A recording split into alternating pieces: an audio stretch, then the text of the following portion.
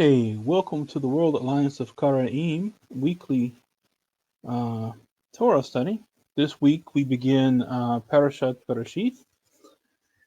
As this begins the new cycle of Parasha reading, and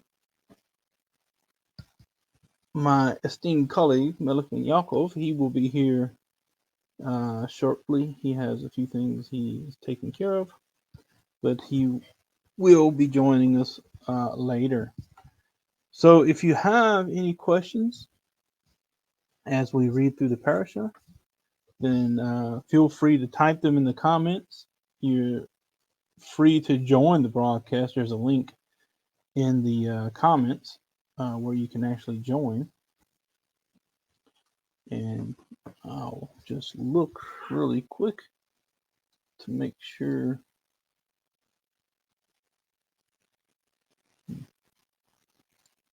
that we are indeed live. Yep, we're live.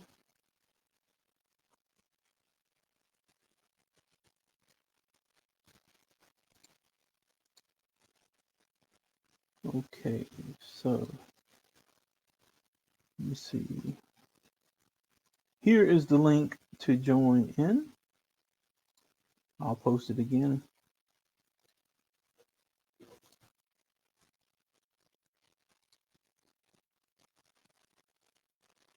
Yep, okay. So,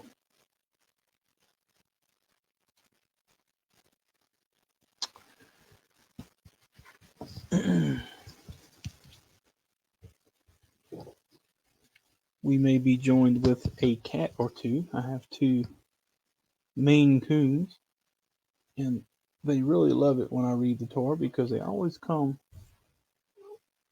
to see what I'm doing here.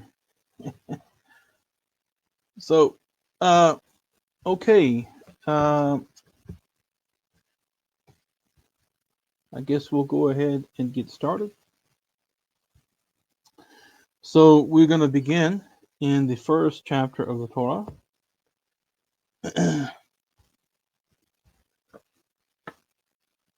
Bereshith bara Elohim Eith hashamayim wa eith haaretz. At first, God created the skies and the earth.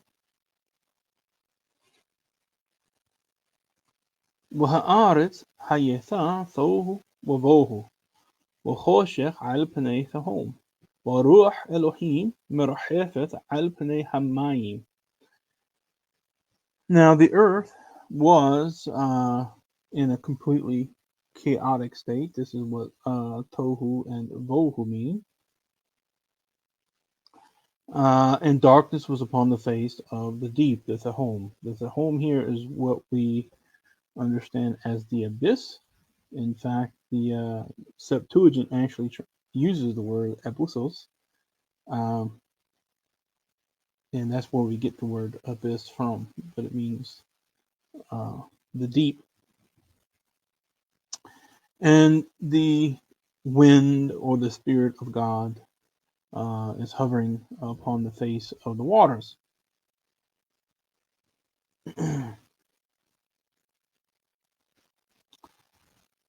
وَيَوْمَرْ Elohim Yehi Or. And so Elohim says, light should be. This verb Yehi is actually it was called the Jusuf. The Jusuf is always in the third person, and this particular verb normally ends with a hey. In the imperfect, it would be Yehiyeh, and because it's in the Jusuf, you drop the final segel hey, and you have to lengthen the medial vowel to a hierarchy. So you have Yehi, which means light should be. And here comes the first cat. Hopefully he doesn't cut everything off. And so the Jusuf is what's called a volitional verb. And you have two moods in biblical Hebrew. You have the indicative. The indicative basically shows that a person is doing an action. Whereas what's called the sivui in Hebrew uh, is actually a volitional, what we would consider a volitional. In English, I think it's called the modus idealis, which just means the hypothetical uh, mood. And it basically implies a possibility. It's not necessarily uh, real, but it's possible. And in Hebrew, you have three types of what's called the modus idealis, and that is the cohortative, which is in the first person, whether it's singular or plural. And we'll see that later in this first chapter. Then you have the jussive, which is in the third person, and then you have the imperative, which is always in the second person. And basically, what that does is it is explaining an intention, a desire, a wish, and sometimes in the second person, you can understand that as a command to do something. And so basically, when God said Yehi Or, he's saying light should be. Wa Yehi Or. And there was light. Uh, this is the imperfect form. This sounds like it's the same verb, Yehi, but it's actually an imperfect form.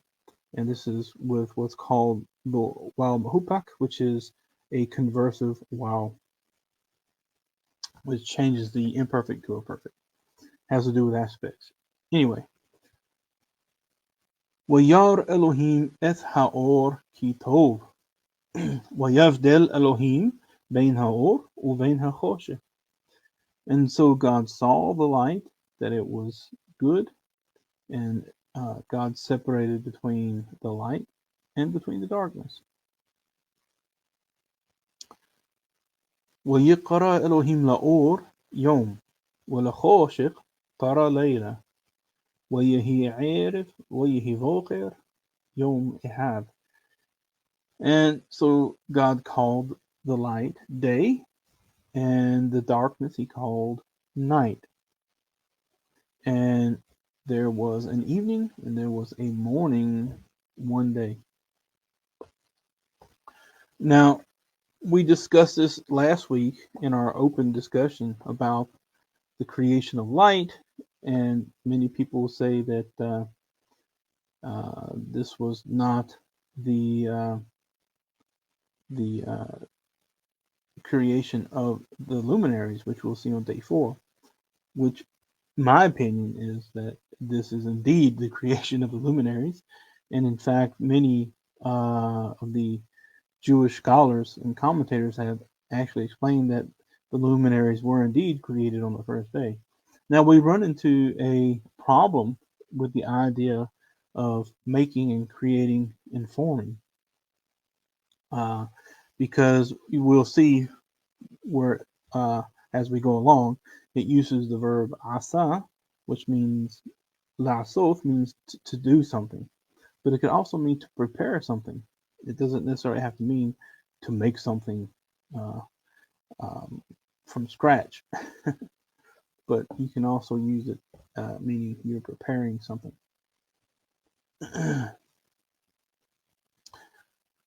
ويومر إلهيم يهي رقية بثوخ hamayim ويهي مavdil بين mayim لmayim. And God says there should be an expansion in the midst of the waters. And it should be as a dividing between waters of waters. And so we saw in the second verse that the earth was in a chaotic state, and it had water. It was just covered in water and darkness. So God says that there should be an expansion in the midst of the waters. Okay. Now this word rakia is a type of passive participle. It comes from the verb raka, which means to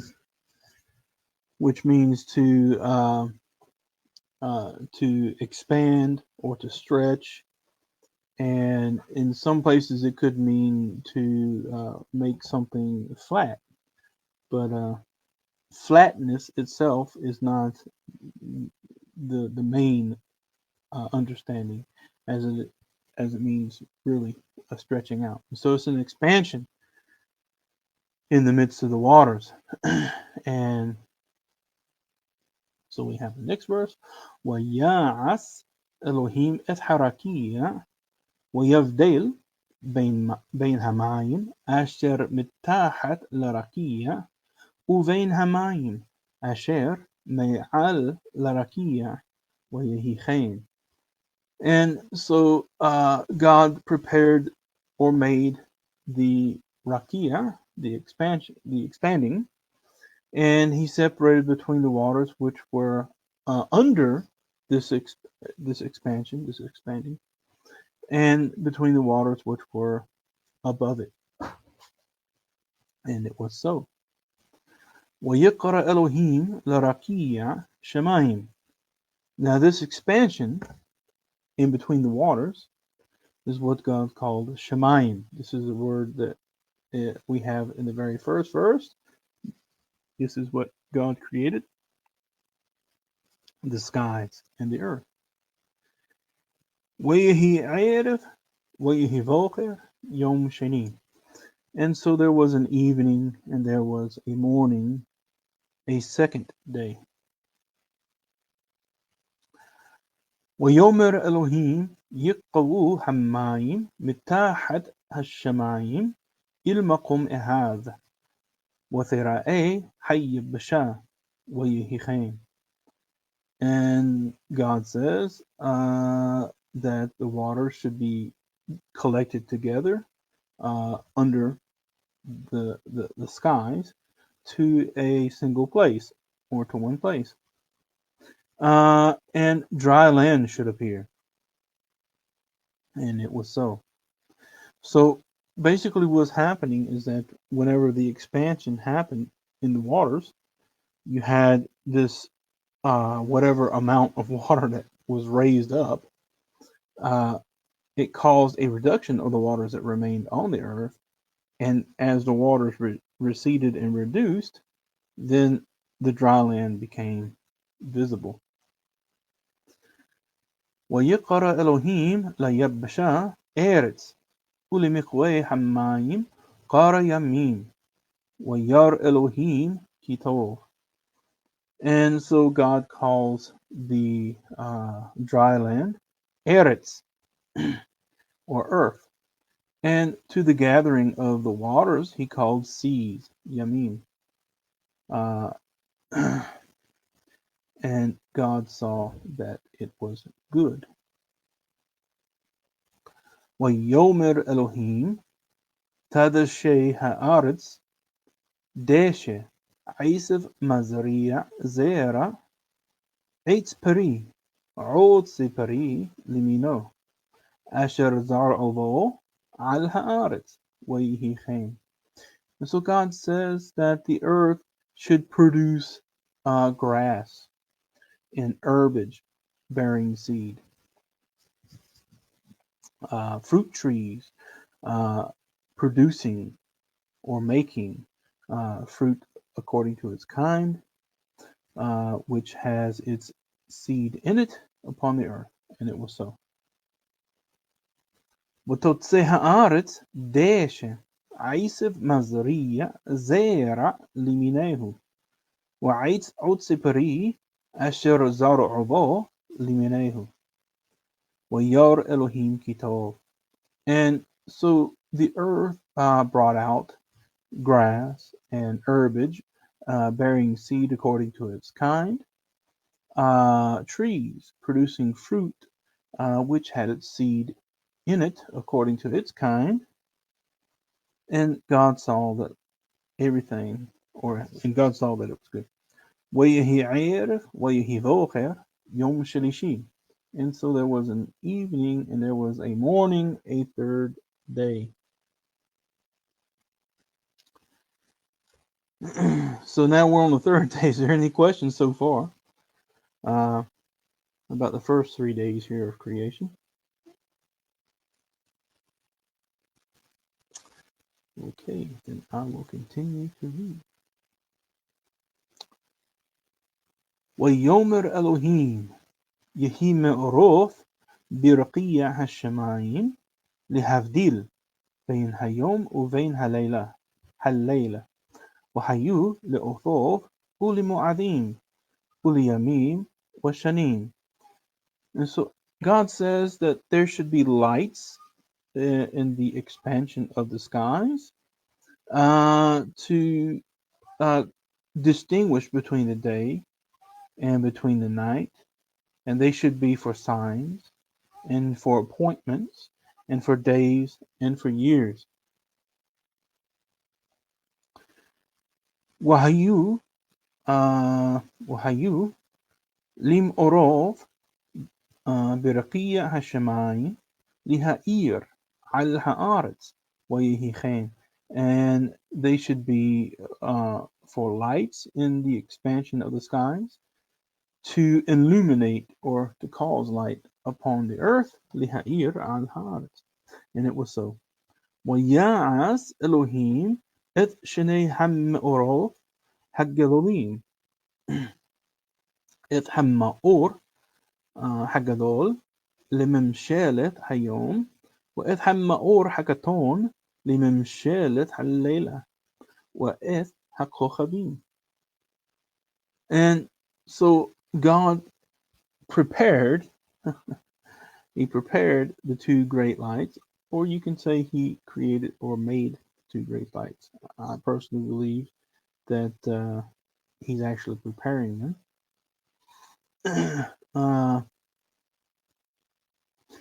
So God prepared the two great lights. The great light, as some Shelet means as a controlling or a controller of the day, or a ruler, if you want to say that, of the day, and the smaller light as a ruler of the night, as well as the stars, the Kochavim. ويتين أثام Elohim برقيع هالشمايم لهائير على هآرت. And so God set them in the expanse of the skies to illuminate the earth. ولمشول بيوم وبليلة ولهفديل بين هاور وبين هخوشة ويار Elohim kitov. And to rule, or to have rule, in the day and in the night, and to distinguish between the light and between the darkness. And God saw that it was good.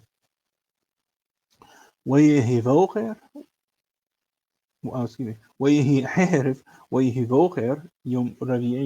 so there was an evening, and then there was a morning, a fourth day. So we spoke about this part last week, and basically, as the primordial skies were made, you had this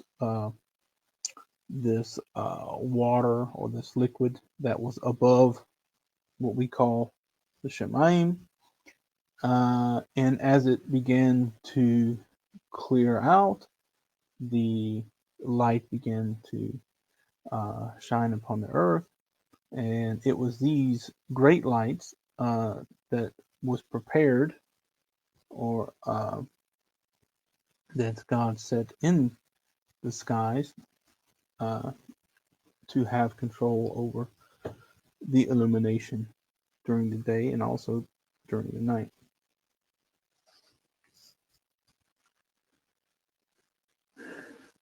ويومر Elohim يشرتسو حمايم شيرتس نفش خيا وعوف يعفيف على هآرتس على بني رقية هشمايم. And so God says that the waters should swarm with sheretz, which is talking about swarming creatures. Nefesh chaya, living beings. And Olf is in modern Hebrew, I think means chicken. But it just means something that flies, and it doesn't necessarily only mean birds. It's whatever flies. And so the winged creatures, if you'd like, or the flying creatures, they flew upon over the earth, uh, over the face of the expanse of the skies, or before the presence.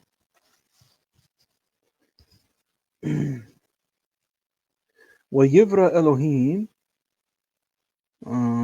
ويبرأ إلهيم إذ التنينين الجبلين وإذ كل نافش حياة حرماسث عشر شرتسو همايم لمنيهم وإذ كل عوف كناف لمنيه ويار إلهيم كتار. And so God created or made the Tananim. The Tanim is contextual as to what it means. Most will say this is talking about the reptilian kind. Could be, I don't know. We know that the Tanin is also what the staff of Moses was transformed into, and in one place it calls it a tanin, and in another place it calls it a nachash. Also, the Nile crocodile in the Tanakh is also called a tanin.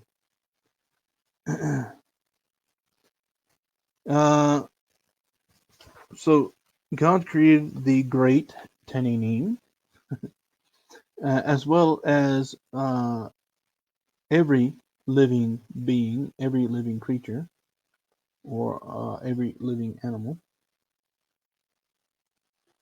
that roams upon, or that roams, which swarms in the waters according to its kind, as well as every flying or winged creature according to its kind. And God saw that it was good. وَيِبَارِكْ أُثَامْ إِلَهِيم لَيْمُورْ Peru urevu umilu et hamayim bayamim waha'of yerev ba'aretz. And so God blessed them, saying to be fruitful and to be many, to be populous, and to fill the waters in the seas, and the winged creatures increased upon the earth. وَيَهِي عَرَب وَيَهِي vocher Yom Hamishi. And so there was an evening, and then there was a morning, a fifth day.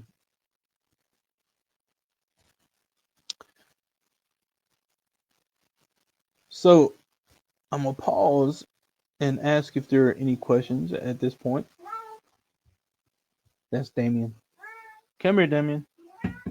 Come here. He meows when I read Torah. Come here. What? This is Damien. This is my Torah cat. Anyway, hang on, I got a private chat.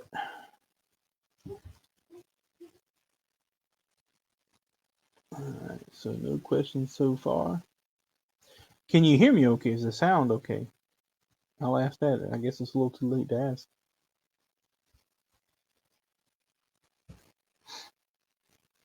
Okay, great.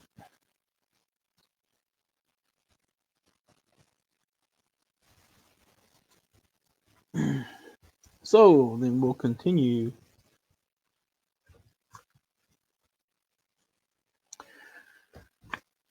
وَيَوْمِرْ Elohim תוצא הארץ נפש חיה למינה בהמה ורמס וחיות הארץ למינה ויהי כן. And so God says the earth should bring forth living creatures or living animals according to its kind, beasts, and ramis, which has to do with things that roaming creatures, and the animals of the earth according to its kind. And it was so. وَيَعَسْ Elohim et hayat ha'aretz liminah. And so God made the living creatures of the earth according to its kind. وَإِذْ حَبَّهِمَا لِمِنَا وَإِذْ كُلْ رَامَسْ هَأَدَمَا لِمِنَيْهُ وَيَارْ Elohim kitov.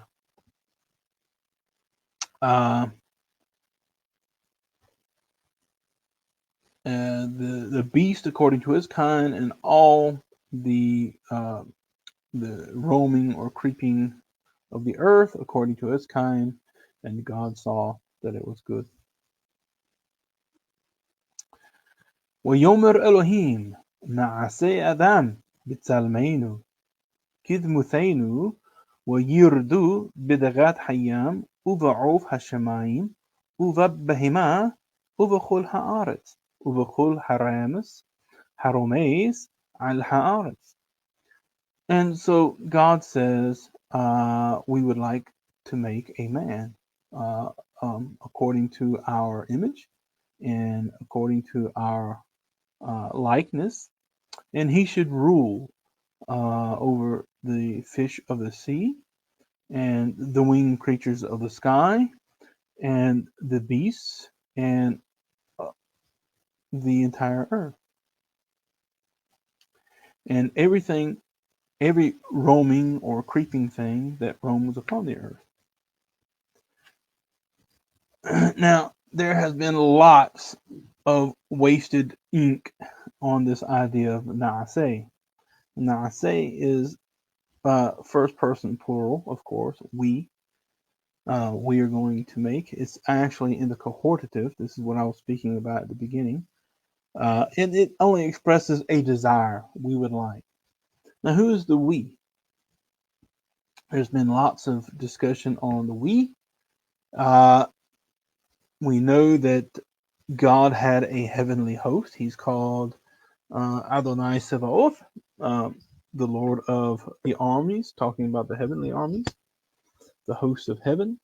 And these were identified as angelic beings, not necessarily that the stars were angels, but the host of heaven is talking about the divine angels or messengers that we see in the Tanakh. And it could be that when he said we should do it, he's speaking about his heavenly court. That's one way to look at it. The second way to look at it, of course, is what is called the formal speech. In many languages, Hebrew and Arabic, Semitic languages included, plural is used in formal speech. For instance, anyone who knows German would know that when you're speaking to your boss, who's in a position higher than yourself, you would speak in the plural. And whenever your boss speaks to you, it's also in the plural. And that's just formal, a type of formal address. It's for people that are not all chummy. When you have what's called informal, then this is what's called the familiar speech. That means we've known each other for a long time, or we're intimates, or however you want to say it. But the plural is reserved for people of stature, and you see this also in, for instance, Abraham. When it speaks of Abraham, it uses the plural for Abraham when it says that the servant put his hand under the thigh or the side of his master. In English, it's singular. However, in Hebrew, it's Adonai, which is plural. And so we see it also with Potiphar. We see it with Pharaoh himself. We see it with kings for instance, King David a lot. So the plural address is a formal address. It doesn't necessarily have to mean plural in number. In fact, when you look in the commandment in the Tanakh, where it talks about the Hebrew slave, okay, when you have a Hebrew who becomes an indentured servant, for instance, he has to sell himself into slavery, and he is alone when he does this. He doesn't have a wife or children. It says when his master, and it uses there Adonav, plural, speaking of his master, when his master gives him a wife and he has children. Once his time of indentured servitude is over, then it says that he has to leave alone. If he came alone, then he leaves alone. But if he came with his wife and children, then they go with him. However, if this Hebrew slave or indentured servant decides that he loves his wife and he loves his master and he would rather stay as a family, then he says he goes to his master who takes him to the judges, and he used the word for judge is Elohim. And then they basically put an earring in his ear, and he becomes a permanent servant to his master. So don't put too much into it. Don't overthink it. And we understand that this is only formal speech. Okay, when he says "Na'aseh Adam," in our likeness and in our image and in our likeness. Also, I would like to point out how this is used also in Arabic. We all know Muslims are monotheistic. They are not polytheistic in any way, shape, or form.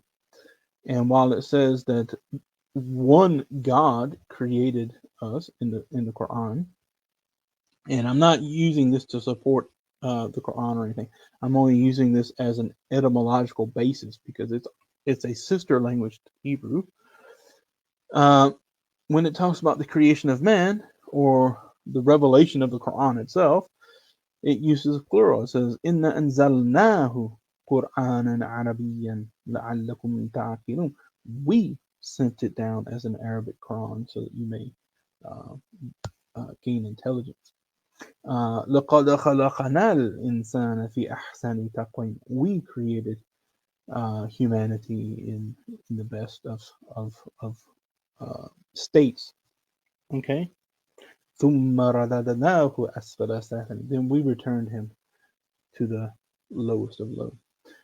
So no one uses that to point at Muslims and say, "Oh, you're polytheists," because the Muslims who know Arabic. They know, just like any person who knows Hebrew, that the plural is very often used as a form of formal address, and it doesn't mean plurality of person. Okay, so God says we would like to make a man according to, or in our image, according to our likeness, and he should rule the fish of the sea and over the winged creatures of the skies, over the beasts and of all of the earth, and of all that of the roaming creatures or the creeping things that creep upon the earth. وَيِبْرَ Elohim et ha'adam b'tzalmo. Now here we have the point made for us that is only speaking that was definitely not a plural person in meaning, because the very next verse says, and God created. The verb is singular. Also, the pronoun is now singular.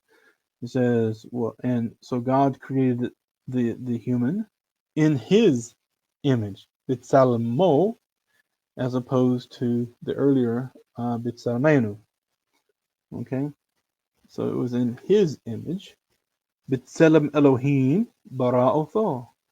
Zachar unqeba bara'otham. In the image of God, He created him. Male and female, He created them. وَيَvَارِخْ otham Elohim. ויאמר להם אלוהים, פרו ורבו ומילאו את הארץ, וכבשוה ורדו בדגת הים ובעוף השמיים ובכל חיה הרומסת על הארץ. And so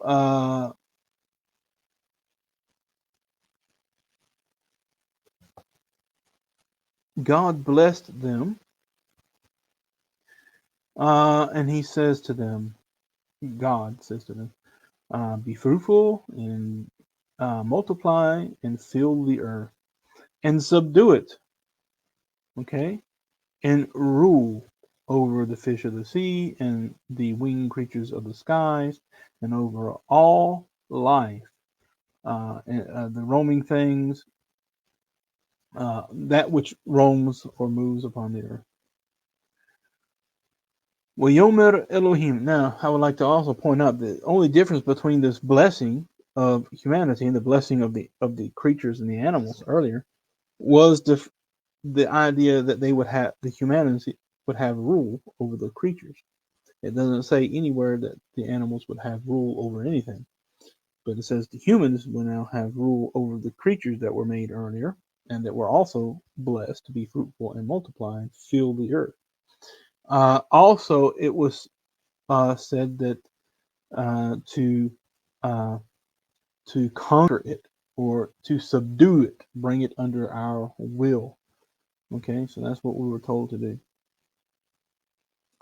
وَيَوْمَرْ Elohim هِنَّي نَثَاتِي لَخِمْ إِذْ كُلَّ عِيسَى زَرْعِيَ زَيْرَعْ أَشَرَ عَلْ پَنَيْ كُلْ هَآرِتْ وَإِذْ كُلْ هَعِيتْ أَشَرْ بَوْ عشر بو بري عيت زورية زارع لخم يهيه لأخلا.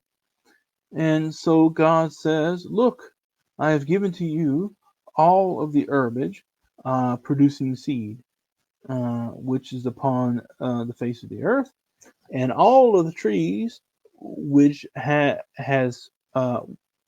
which are of fruit trees bearing seed, they shall be for you for food to eat. ولكل حياة هآرت ولكل عوف هالشمين ولكل رميس على هآرت أشر بو نافش حياة إذ كل يارغ عيسب لأخلا ويهيخين. And also for the animals of the earth, and for all of the winged creatures of the sky, and for everything that roams or moves upon the earth, which asher bo nefesh chaya, which it is, or it has, or it is a living being. Some people translate that as in it is the breath of life, but it makes more sense to say that is a living being, nefesh chaya.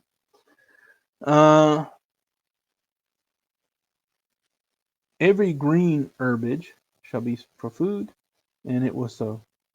وَيَرْ Elohim et kul asher asa وَهِنَّي tov me'od وَيِهِي عَرِف وَيِهِي بَوْخِر yom hashishi.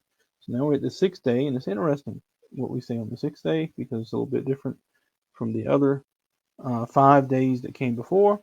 And it says God saw everything that he had made, and he beheld or behold, it was very good.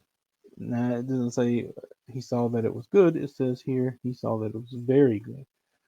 And there was an evening and there was a morning, a sixth day. So are there any questions so far?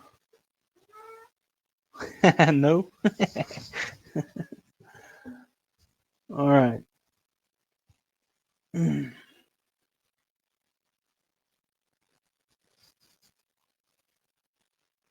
ويخل هالشمايم وهآرت وخل سباعام. And so the heavens and the skies and the earth were completed. ويخل. This is a pu'al, which is a passive form. And all of its armies or its host. Okay, let's see. Nope, no questions. ויחל אלוהים ביום השביעי מלאכתו אשר עשה, וישבוף ביום השביעי מכל מלאכתו אשר עשה. And so God completed at the seventh day, or by the seventh day, uh, his task or his work which he had done, and he ceased on or at the seventh day from all of the work which he had done. Now, it is interesting to note the problem here. Actually, it's not really a problem. It's just it could be a problem, and it was recognized early on by other scholars of the Torah. It says that God here it could be read that and God finished or he completed on the seventh day all of his work, which means that he was already in the seventh day.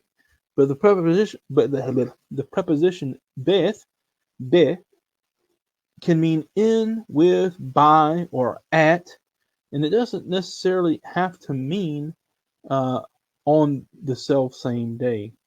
So it could be that he at the end of or at the close of the sixth day, which is at the seventh day, at the beginning of the seventh day, everything was completed, which is why it says he ceased at the seventh day.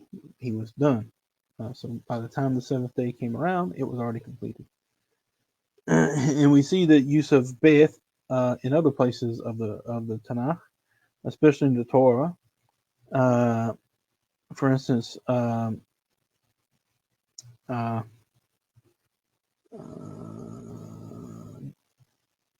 you see in places in the Book of the Chronicles where it uses the phrase "besof hanahal" or "besof hanahar." I don't remember whether it's nahal or nahar, but either way, it talks about at the end of the stream or the river. So.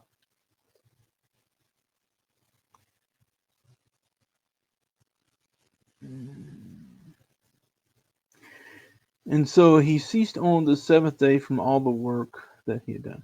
ويبارك إلهيم את يوم השביעי ويقدش אותו כי בו שבת מכל מלאכתו אשר ברא אלוהים לעשות. And so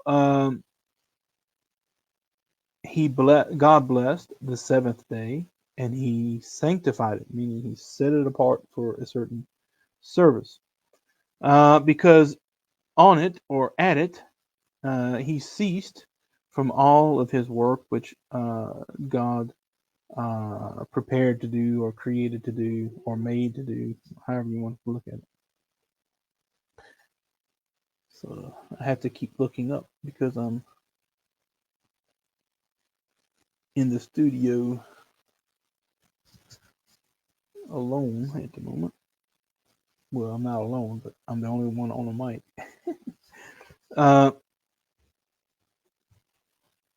So, okay. אלה תולדות השמיים והארץ בהיבר העם ביום עשוב אדוני אלוהים ארץ בשמיים. These are the records of the sky and the earth at their being created and the day that Adonai God created earth and sky. Normally you see Shemayim and Aretz in the reverse order, but here we have the word Tholodoth. Ele Tholodoth. Tholodoth is normally used for genealogical records, but it basically here means a record of the skies and the earth at their being created. This is a nifal form, bihibara'am. And in most texts, you actually notice a small hey written with the between the preposition be and the first root letter be in bara. And some people say that is just a correction So it means basically at the time of their being made and created. On the day that Adonai God created heaven and earth.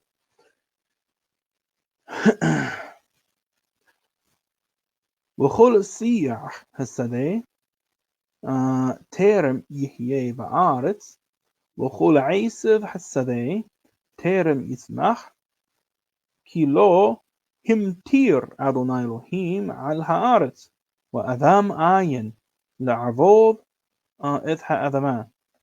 And all the shrubs of the field, before they were even in the earth,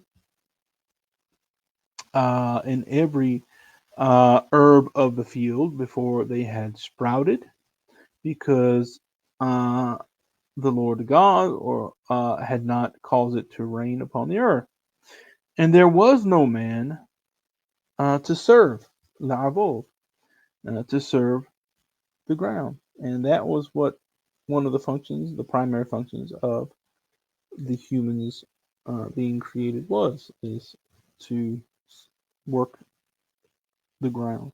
And it's interesting, this word avav, because in Aramaic, avav means to create. Shalom Shaya. Shalom Michelle. I didn't see you guys coming in. But yeah, in Aramaic, you have the word avav. Avav means to make or to create, as well as to serve. I always find that interesting.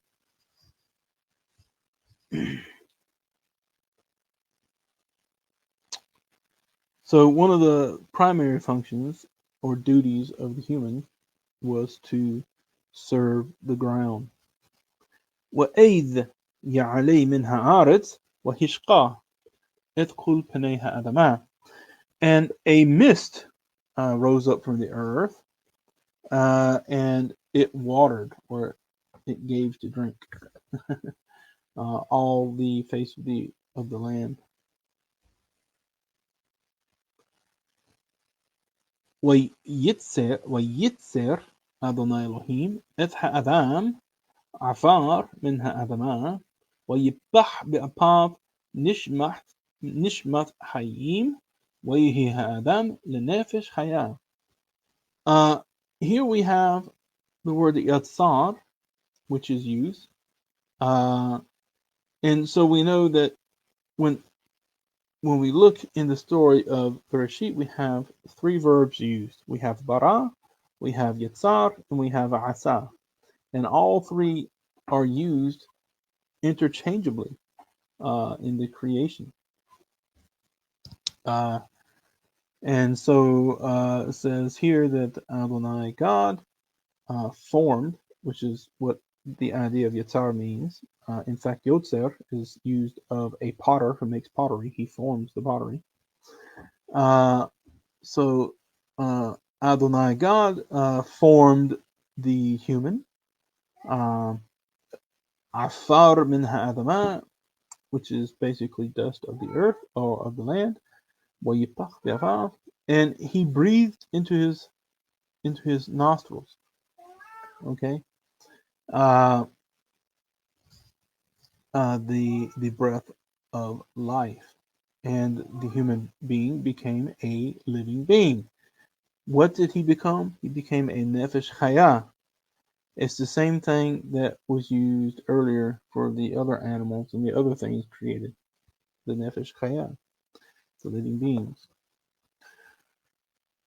وَيِتَّعْ أَدُونَي Elohim gan ba'iden miqadam وَيَاسِم sham et ha'adam asher yatzar. And so Adonai God planted a garden in the Eden, in the east. And now this word east is a little contextual too, because what it means is Kedem actually means to be in front of. And it can also mean earlier in time. But normally they understand this as east. And from an Israelite perspective, it's east because we're told that the Mishkan was to be set up with the entrance of the Mishkan on the side called the Kedem, and it actually explains it as the Mizrach, which means the direction of the sunrise. So we know that in that context it means east. But there are other contexts in the Tanakh, in the Torah, where, especially when we get to the Exodus story, where it seems to be that the direction of Kedem is actually to the south. But anyway, we won't focus on that too much. And so he set there the human being which he had formed. وَيَسْمَحْ أَدُونَي إِلَهِيم مِنْهَا أَدَمَا كُلَّ عِيدٍ נחמד למראה וטוב למאכל ועץ החיים בתוך הגן ועץ הדעת טוב ורע. Now this is really an interesting verse too. And so Adonai, God, caused to sprout from the ground every tree. Nechmad limar'e, which means desired to look at. Nechmad means to have desire, to want, or covetous of sight. You can even say it that way. And good to eat. And the tree of life was in the midst of the garden. And the tree of knowledge, good and bad. Now, it's interesting because whenever you have adjectives in Hebrew, the adjectives, especially when you have what's called a construct form, and you have Eitz Hadda'ath is a construct form. You have Eitz, which is in the construct, and Hadda'ath being the absolute. Okay, so anytime you have adjectives in a construct instance, they always follow at the end of the construct chain. That nothing comes before that. And so now you have the adjectives here, good and bad. Now they're actually in the masculine. Tov is not tovah, and you have ra and not ra'ah. Okay, and so they're masculine forms. Da'ath is feminine. Okay, and so the good and the bad don't describe the knowledge. It describes the tree, which is masculine. So you have wa'itz, hadda'ath, tovara. So the tree itself was what was good and bad. Knowledge, not necessarily.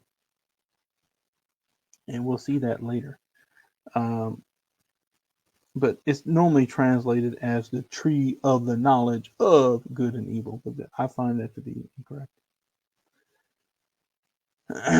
ונהר יוצא מעדן לחשקות את הגן ומשם ייפרד והיה לארבעה ראשים. And a river went out from Aden to water the garden, and from there it was separated or divided, and it became 4 divisions. Now, a lot of people call this 4 branches or 4 heads. Rashim means heads, literally. But we see that the army of the Israelites, and I think this is in the book of the Kings, it says one of the kings divided the army into 4 Rashim, which means 4 divisions. There were 4 divisions. And so this river that came out, it came out of Eden, wherever Eden was, and it watered the garden. Okay? And from there, talking about from the garden, it was divided into 4 divisions. Shem ha'ehad Pishon. The name of the first is Pishon. Hu hasovev et kol eretz ha'havila asher sham hazahav. And it was the one that encompassed or went around the entire land of Havilah, which there is the gold. Uzahav ha'aretz hahi tov. Shem habedolah wa even hashoham. And the gold of the earth of that earth is good. And there's also bedolah, which is some type of mineral. Some people call it bedolim. And Ebed Shoham, which are precious stones, and some people call that actually onyx stones.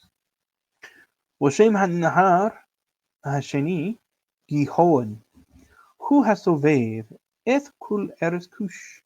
And the name of the second river is Gihon. And it is the one that encompassed the entire land of Kush.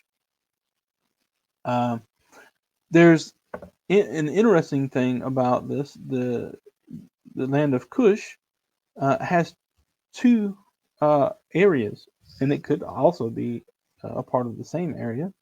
We know that there's a Kush historically that was next to what's called Upper Egypt, which is actually southern Egypt, and that's only because they call up south to us because the waters of the Nile proceed from the south. And so the direction for the Egyptians was towards the south, being up if you looked on the map.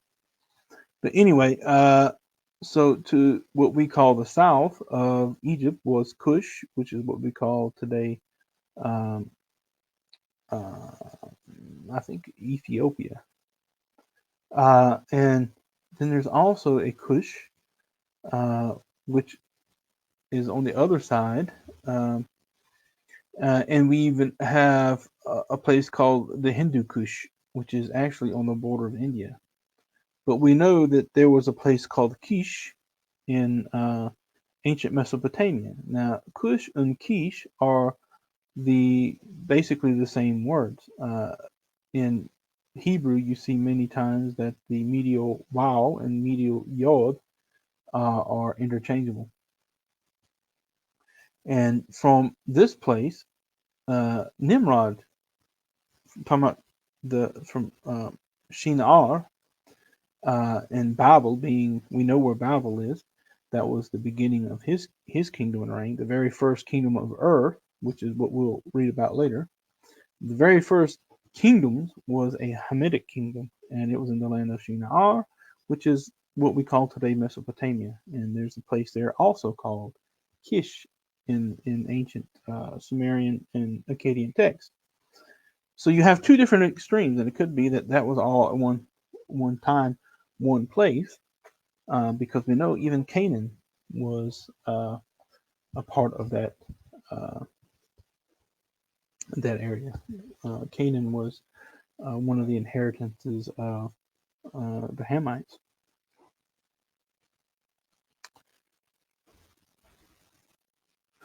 وشيم هالنهار هالشليشي هالداخل هو هالهوليخ كذمة أشور وهالنهار هالربيعي هو فرات. And the name of the third river is Hiddekel. That's what we call today the Tigris. It is the one that goes east of Ashur. And the fourth river is the Firat. That's the Euphrates. ويكاخ أدونai Elohim et ha'adam وينهيه لغن عيدن لعبدا ولشomra. So here we have another mention of the responsibilities and the function of the human. And so Elohim God took the human being and set him in the Garden of Eden to serve it and to protect it. That was his job, to serve it, or to work it, or to enter into service of it, and to preserve it or protect it. ويتصاو أدونai Elohim al ha'adam lemor mikol eitz hagan chol tochel. And so God enjoined, or Adonai, God enjoined upon the human being, saying, of every tree of the garden you shall freely eat. Now we have a form which is considered an emphatic form. We have the achol, which is um, the infinitive, and then we have tochel, which is the imperfect. So anytime you see an infinitive and either a perfect or imperfect together, and sometimes they can come in different orders, but when you see that aspect, that's an emphatic form, which means you can freely eat or you can verily eat. Ume'ait hadath tovara, and of this good and bad tree of knowledge, lo fochal meminu, ki b'yom acholacha meminu mot tamut. And of this tree, of the tree of the good and bad tree of knowledge, you shall not eat of it, because in the day of your eating, this is also an infinitive, in the day of your eating of it, you shall certainly die. And this is also another infinitive, moth, and imperfect, tamuth, which is an emphatic form. It means you are definitely, without a doubt, going to die.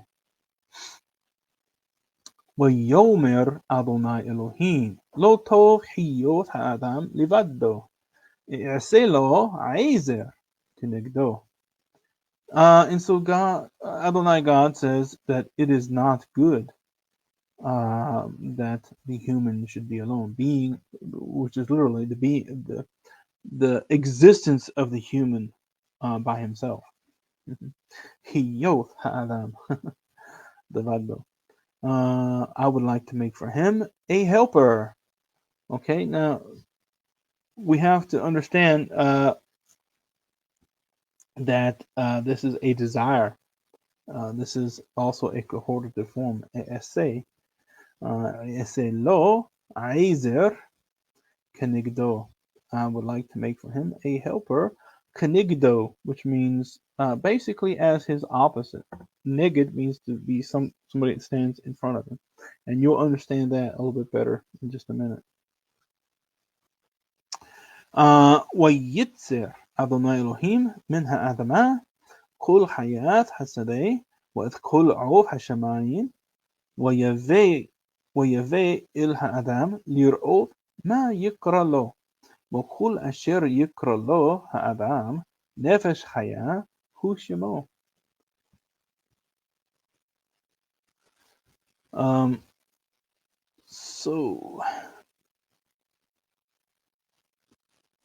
So Adonai God formed from the ground all the living, or the animals of the field, and all of the winged creatures of the sky, and he brought them to the human to see what he would call it.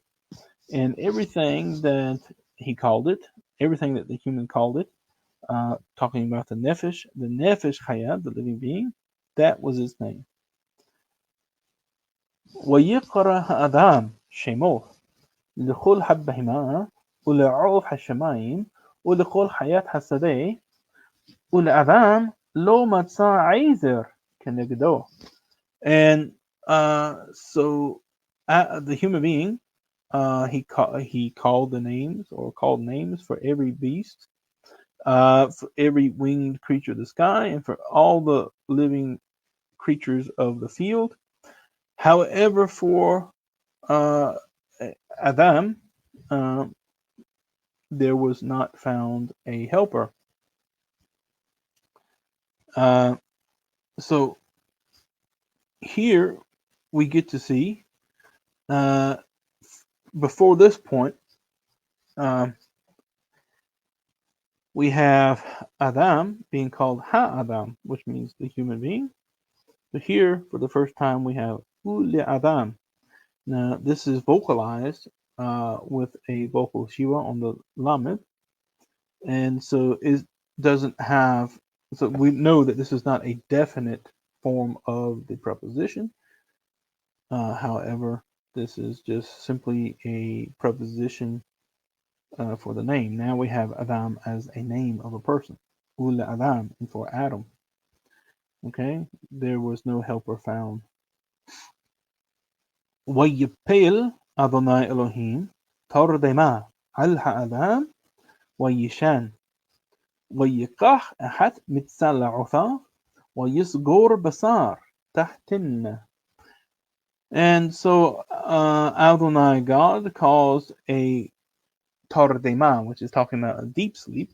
This is when you get into that deep dream-like sleep. He caused this to fall upon the man, and he slept. And so he took one of his selah. I'll explain this in a minute. And he closed flesh in its place. Now, there's been lots of talk about this word selah. Okay, we find in the Tanakh this word used in various contexts, and while it can mean one side or the other, normally this is translated as rib, but I don't believe it's a rib, and I'll tell you why as we go through it. You'll see.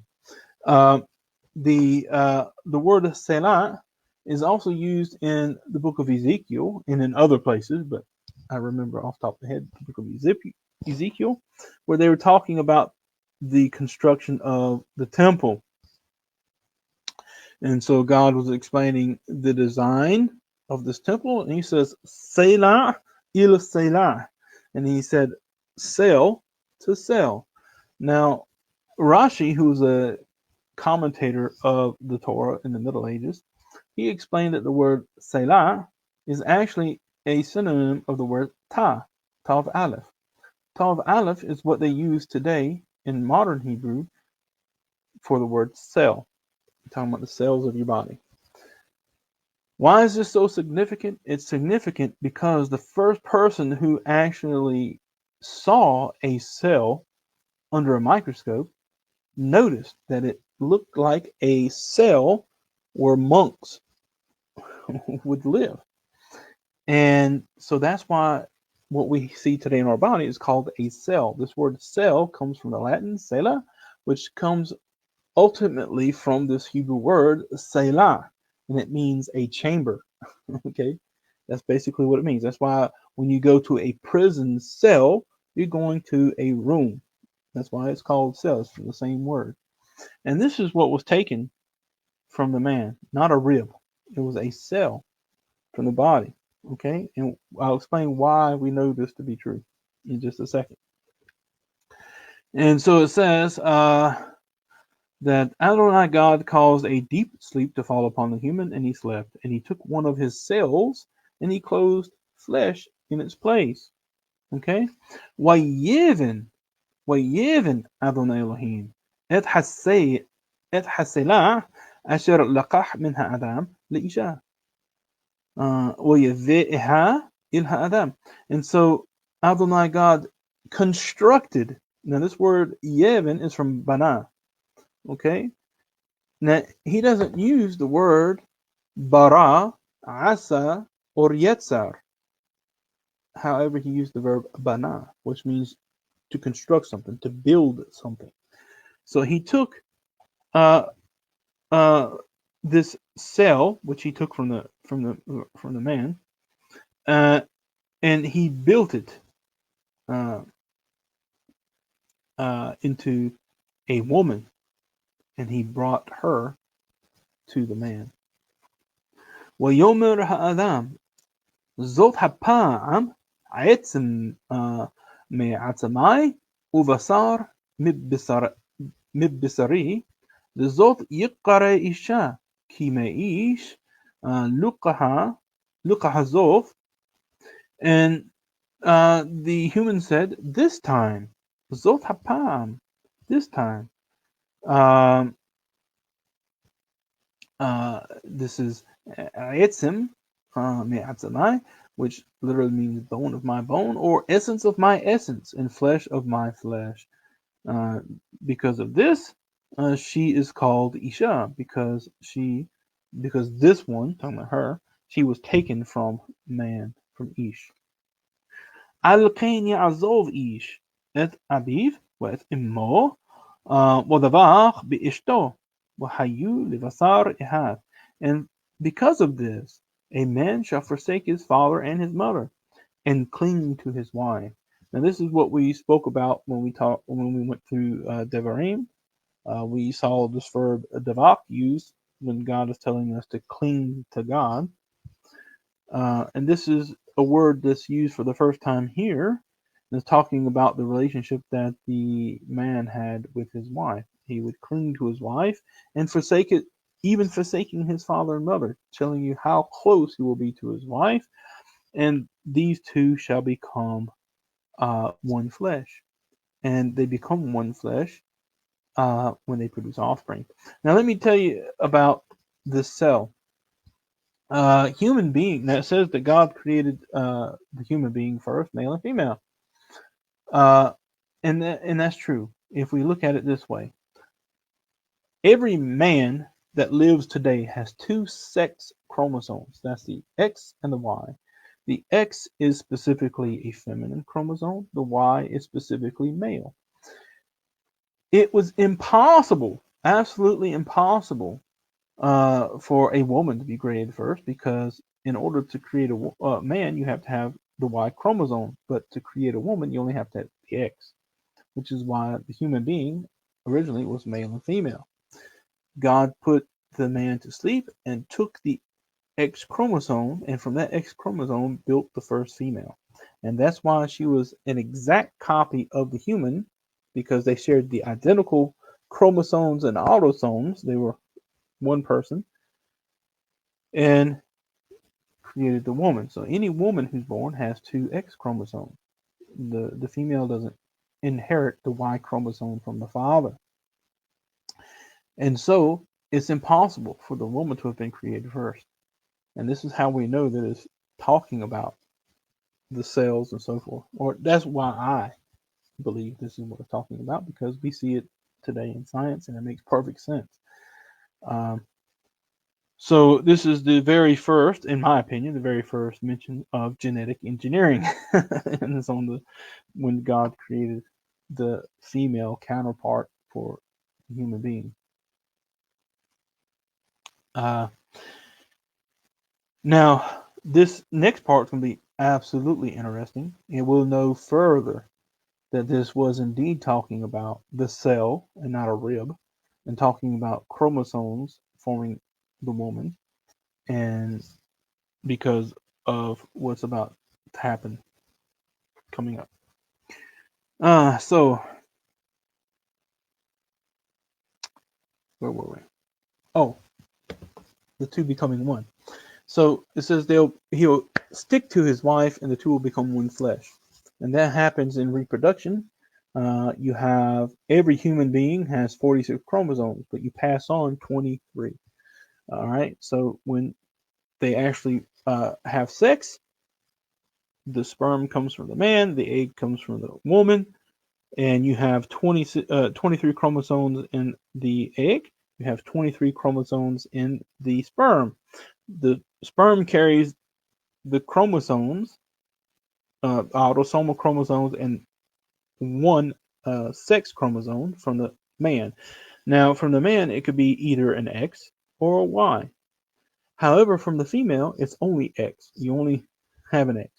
So if you receive one X from the father and one X from the mother, then that's going to be a female. Okay? But if you receive a Y from the father, which you can only receive the Y from the father, then that means you're going to be a male. All right? And so those autosomes recombine. The sex chromosomes do not. And that's how you become one flesh. God takes the 22 chromosomes from your father and 22 from your mother and recombine them. They recombine in DNA to produce your face. This is where your phenotypes come from: your eye color, your hair, your skin color, how tall you're going to be, and so forth. And so that's how you become one flesh. Well, you shenehim. arumim ha'adam ishto walo yithboshashu. And so the two of them were naked, arumim, the man and his wife, and they were not ashamed of themselves. This word yithboshashu is reciprocal. That means they weren't ashamed of each other's nakedness. Okay.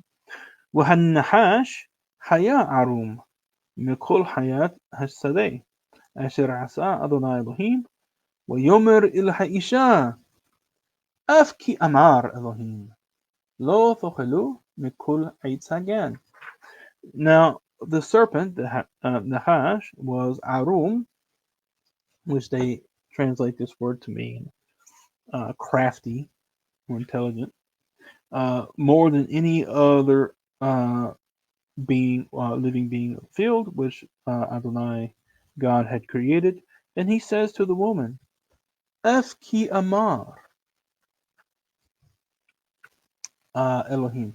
Did God further say, usually when you have this Afki, it means either to explain further or even more. But here it has the meaning of, was it really true what God had said? Lo tochalu mikul eitz hagan, that you shall not eat from the tree of the garden. وَتُمِّرْ هَإِشَا إِلْ هَالنَّهَاشِ مِبْرِي عِيتْ هَجَان نُخِيل.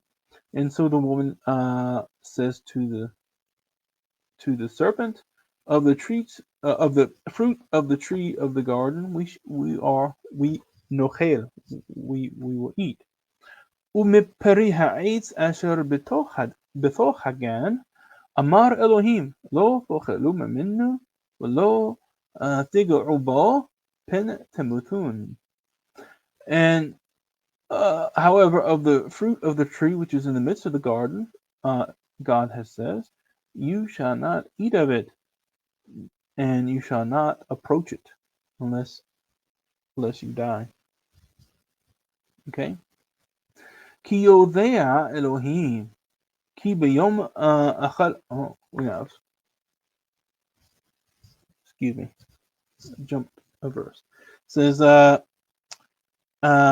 رَحَ النَّهَاشِ إِلْ هَإِشَا lo moth tamutun. But the serpent says to the woman, you shall not certainly die. Okay, this is this infinitive imperfect form, which is the emphatic form. You shall not certainly die, or you won't really die, is basically what he's saying. Ki yodea Elohim, because God knows. Ki biyom khalaqam minhu wa nifqahu anayhim وحيثم كإلهيم يودعي tov wara. Because God knows that in the day of your eating of it, that your eyes will be opened, and you shall become like gods, knowing good and bad. Okay? And this is speaking of both of them, because we have the participle in the plural, yoda'i, which is from yoda'im. وَالتَّيْرِ هَإِشَا כי טוב העץ למאכל, וכי תאוהו לעיניים, ונחמד העץ להשכיל. ותיקח מפריו ותאכל, ותיתן גם לאישה עמך ויאכל. And so the woman saw. Now this is a good, really cool question.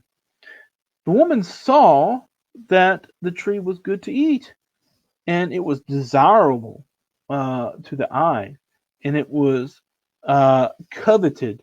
The tree was coveted, lihaskil, to cause intellect, to cause people to have intelligence. Okay, and so she took of its fruit and she ate, and she gave also to her man who was with her, and he ate. Now the question comes: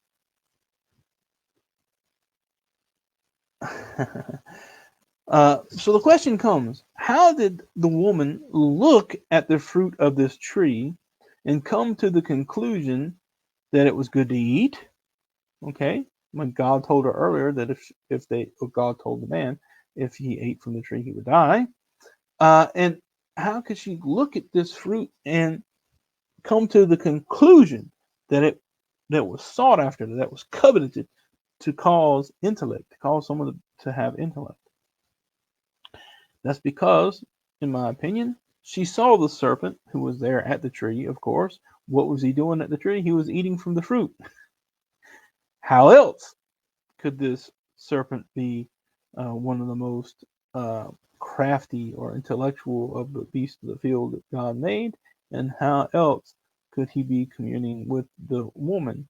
And he didn't die, right? So the woman saw that this creature was speaking to her, holding a really good conversation about the nature of this tree and God, and he was still living. Okay, that's how she saw. Right now, this word "to see" also means to realize. She realized, hey, this is good to eat. He's not dead. He's holding a really good intellectual conversation, so he's evidently gained intellect from the eating of this tree. Okay, and so that's why she took it. Okay, hey, he's not dead. Why not? And so that's why the tree was considered good and bad, not the knowledge that you would gain from it, but the tree itself was good and bad. It was good because um, it would cause intellect, but it was bad because at that time it would also, whenever they ate from it, it became disobedience to God's commands not to eat from it. Okay, so that was their first test, which they both failed. And so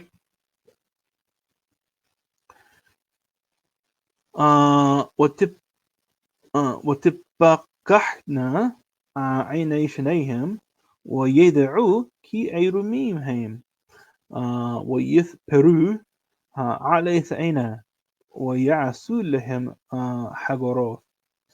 And so the eyes of the two of them were opened, and they knew that they were naked.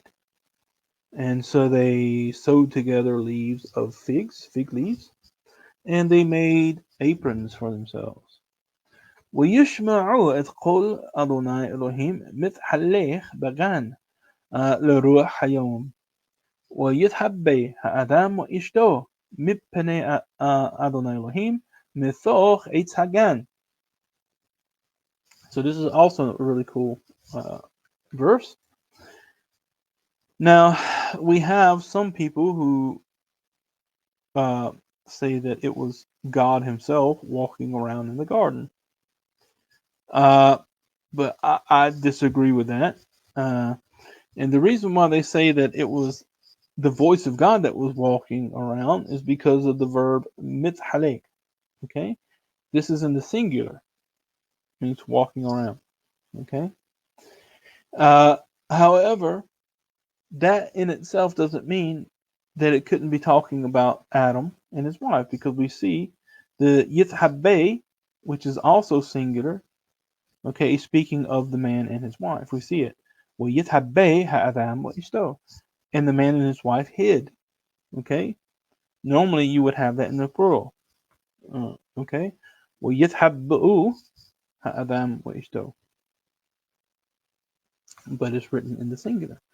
So if the singular verb form, and it's also in the hitpael, the same thing with halek is in the hitpael, then why not say that the mithalek was also these two? Okay, so as they were walking around in the garden, they heard the voice of the Lord God, and then they hid themselves. Okay, and why?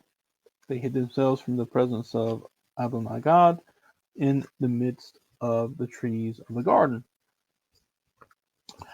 ويقرأ أدونai Elohim إل هآدم ويومر له أيها. Okay, so Adonai, God, called out to the man, to the humans, okay, both of them, and he says to him, "Where are you?" Ayyecha. This cha here has a final hey, but it actually is the second person, means you. Okay. ويومر إذ قلخ شمعتي بغان وإيرا كي إيروم أنوخي وإيهave. And he says, I heard your voice in the garden, and I was afraid because I am naked, and so I hid. ويومر مي هجيد لخا كي إيروم أتا حمن هعيت أشر سويثيخ لذلتي أخل من منه أخلت. And so he says, who informed you? Who explained to you? Who made it clear to you that you were naked?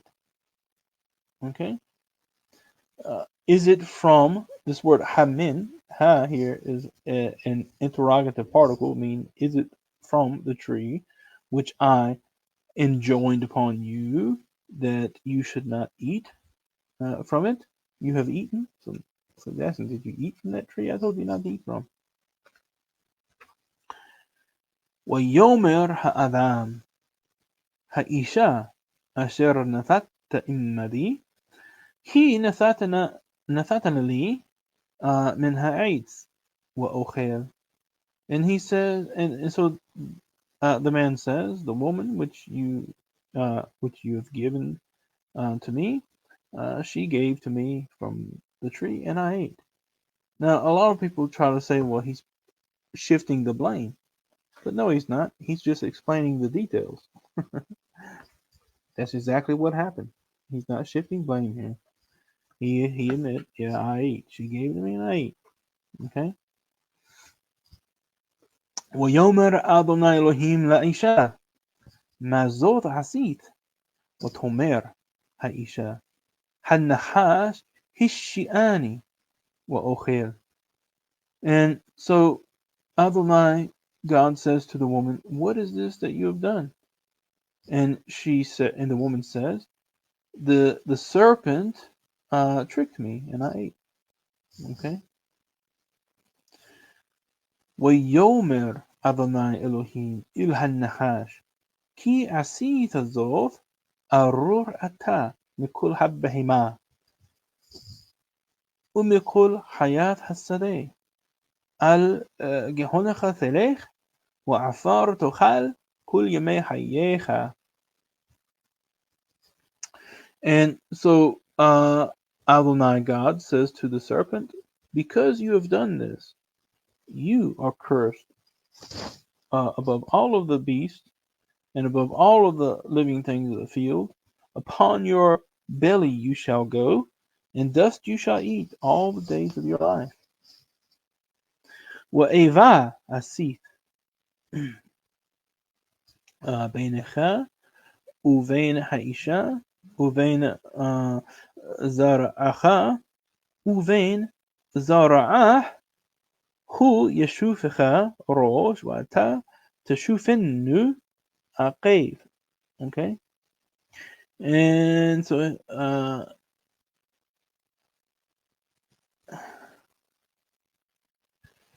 and I shall set Ava, which is hatred, between you and between the woman, between your seed and between her seed.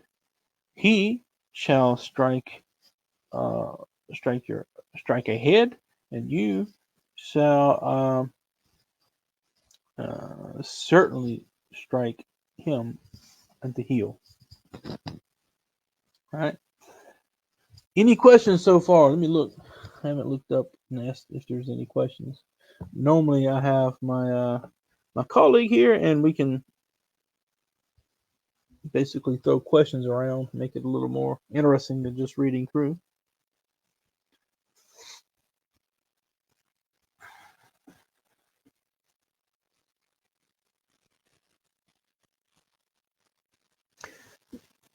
So I'm going to put the question here on the screen so that everyone can see it. Do you think it's possible that Adam simply thought the fruit was just fruit and not aware it was from the tree from which they should eat? No. And I'll tell you why. He was there with the woman when she took the fruit.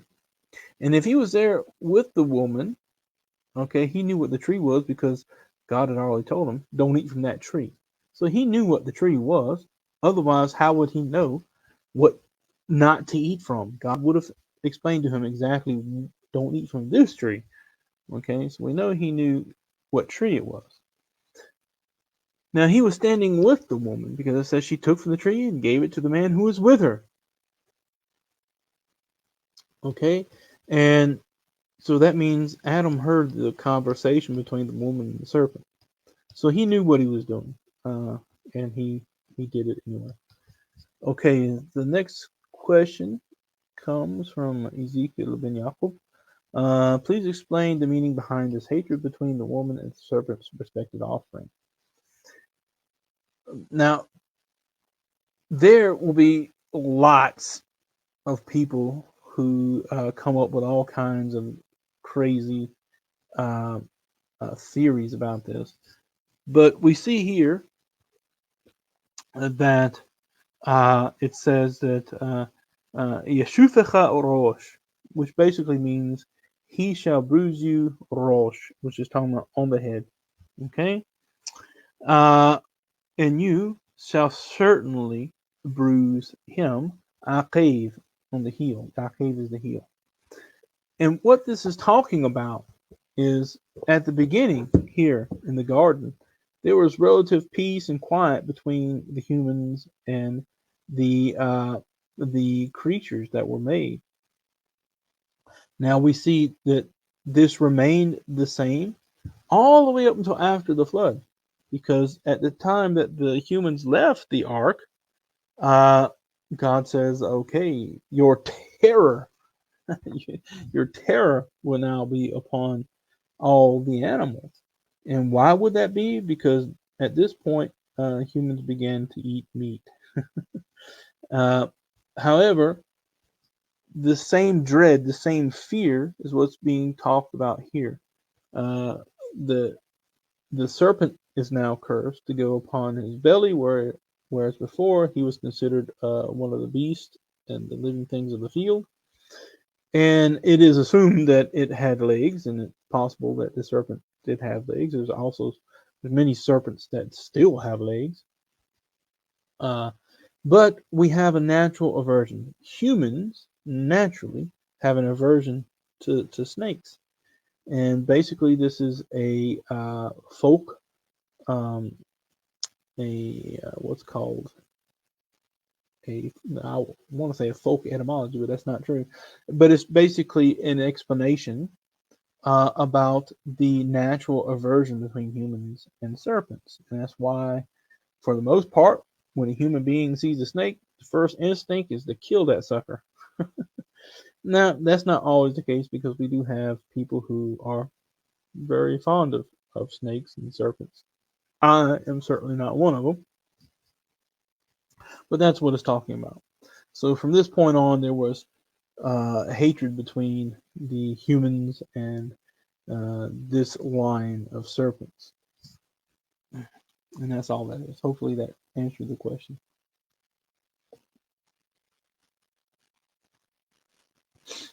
Okay, so anything else before I continue to go?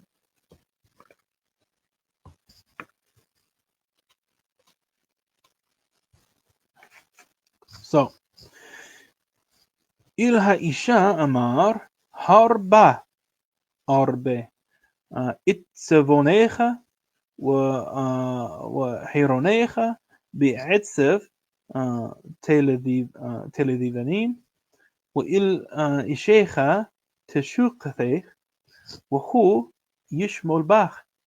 And to the woman he says, I am certainly. Now here we have the same idea. This is the infinitive with the imperfect. Harba arbe. I'm certainly increasing itzabonecha. Your itzabon has to do with hardship, and heronech. Uh, this is talking about the getting pregnant. Okay. In hardship you shall give birth to sons or to children. Banin can be male or female. And to your man, your desire will be, and he shall have rule over you. Okay. Now I want to explain something here because it's something that a lot of people would miss, and we'll see about this here in chapter 4. Um, but it says, I will increase your burden or sorrow or hardship and your becoming pregnant. All right. Now, the first thing God told the human beings to do was be fruitful and multiply. We don't know how long they had lived in the garden. That's not explained. But he says here that I will increase your hardship and your becoming pregnant. Okay? And in hardship you shall, or in sorrow, you shall give birth to sons. Now, how can he increase something unless it had already taken place? I just want you to keep that in mind.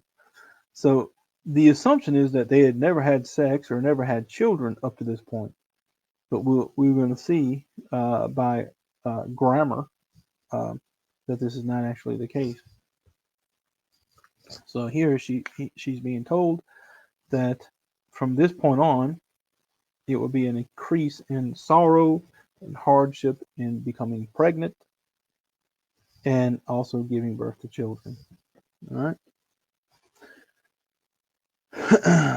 Uli Adam Amar, Ki Shama'ata Lukul Ishtecha, Watochal min ha'etz, Asher Siwithicha Lemor, Lo Tochal Meminu, Arura Ha'adama, Bi'avorecha, Bi'itzavon, Tochalenna, Kol Yamei Hayecha.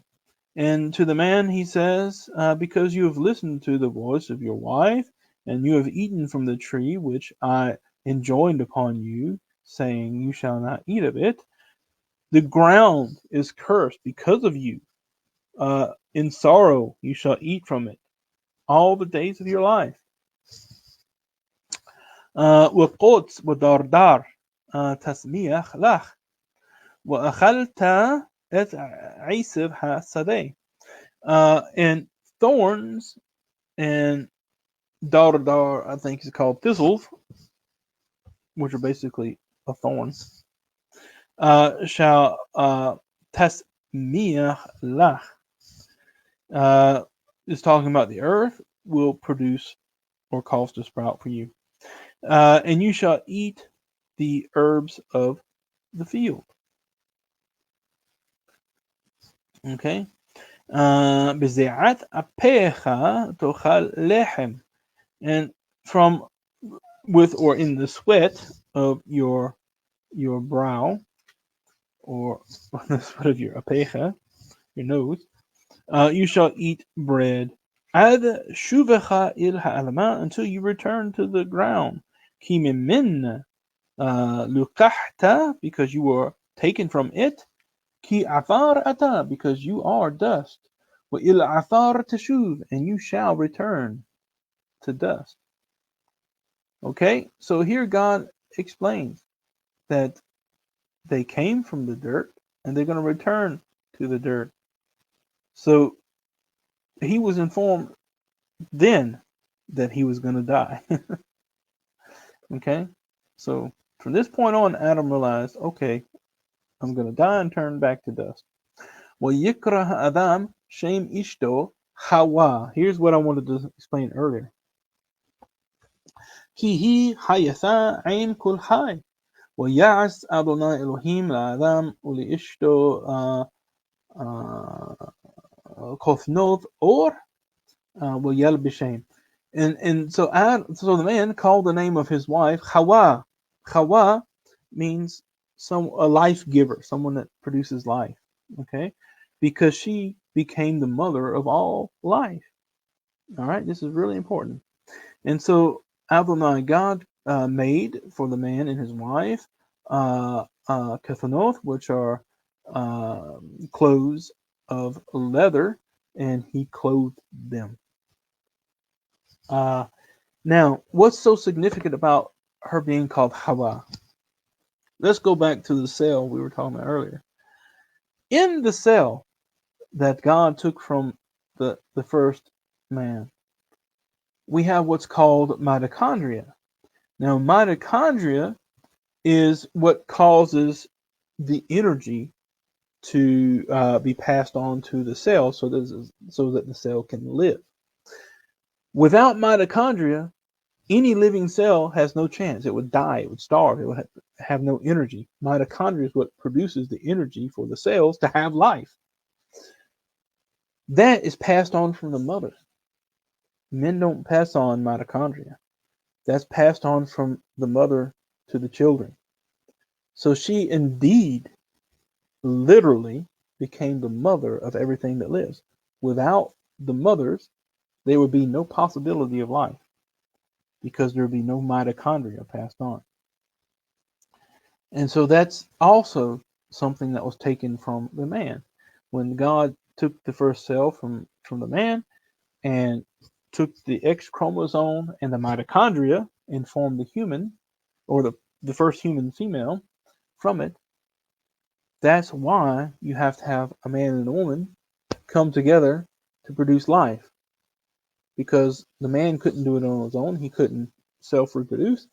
And also, the woman was the means by which mitochondria is passed to the offspring.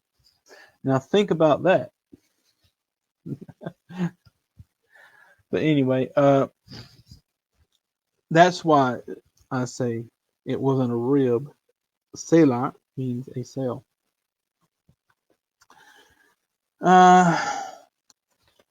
ويومر أدونai Elohim حين هأذام حياة كأهاد ممنه لذاعت طوب وراء وعتا פן ישלח ידו ולקח גם מעץ החיים ואכל וחי לעולם.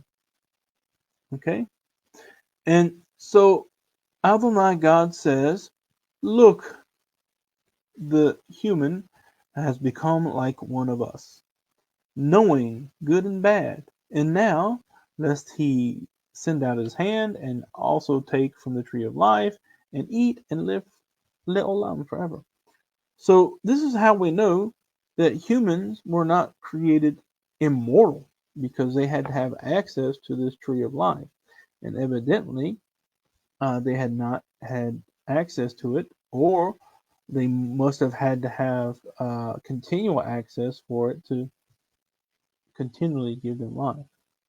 But whatever it was and however it worked, this is what was blocked from the human beings. They were no longer allowed to take part of this tree of life and live forever. ويشلخه أدونai Elohim מגן عدن לעבוד את האדמה אשר לוקח משם. And so Adonai God sent him out from the Garden of Eden to serve the ground from which he was taken. ويغارش את האדם ويشكن מקדם לגן עדן את הכרובים ואת לחת החרב המתהפכת לשמור את דרך עץ החיים. Now this is also an interesting verse, because the verse before that it says God sent him out from the garden, and then it says he drove the man away. Yagarish means to drive him away. So he didn't go willingly. Okay. It says he drove him out. He drove the humans out, and he set mikadem laren Aden. Pay attention on the kedem side, whether you want to call it east or south, doesn't make any difference to me. But on what that same side,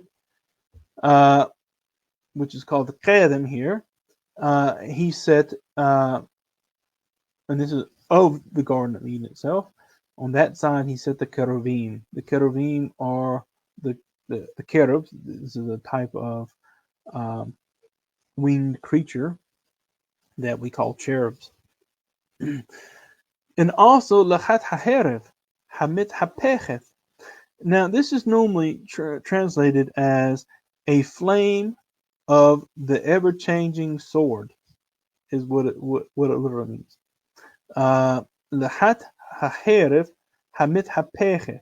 Now, mit hapechet is feminine, and so it's talking about the sword. Also, it has the article. So we have lachat haherev, which is in the construct. This is what I was talking about before. And the adjective, or this here is the participle, describing either one would have to follow it in gender and number. Okay, and also definiteness. So we know it's not talking about the sword or the lachat, the flame. It's talking about the sword. Now, what's interesting is this word herev. Herev, if you change the vocalization on it a little bit, the word herev can also mean a desert or something that has been completely destroyed, wasted. Lahat, we see that in the story in Exodus. Now, check this out. The next place you see this word lahat is when it talks about the Hartamim of Egypt, the magicians, which Hartum doesn't really mean magician, but anyway, it's talking about these wise men. They're also called the Hakhamim of Egypt, who used this lahat, this illusion that they were doing the same miracles that Moses was doing. So when Moses performed a sign, it says that they did the same thing with their lahat, with their illusion. So if you think about this, you have this illusion of an ever-changing wasteland. And I think this is what it's talking about. It's not a flaming sword that's always turning in on itself, an ever-changing sword. It's talking about an ever-changing wasteland. We know where these rivers are, and today when we look at it, it's nothing but a wilderness. It's completely desert, the places that where the Garden of Eden is supposed to be. How else would God keep the humans from going back? Okay, he set the cherubim there, but he also set this illusion of an ever-changing wasteland. So when the man and his wife went out from this garden, the garden didn't cease to exist, but when he looked back, all he saw was an ever-changing wasteland. That's the way I see it. And it was to preserve or to guard a way, which is actually the way to the tree of life. Derech Eitz HaChaim. Okay, and so that's what it protected, the way to the tree of life, so that humans couldn't go back and simply take from the fruit and have eternal life. All right. Now we get into something really cool. Waha Adam Yada et Hawa Ishto Watahar Wataylech et Qayin Watomer Qaniti Ish et Adonai.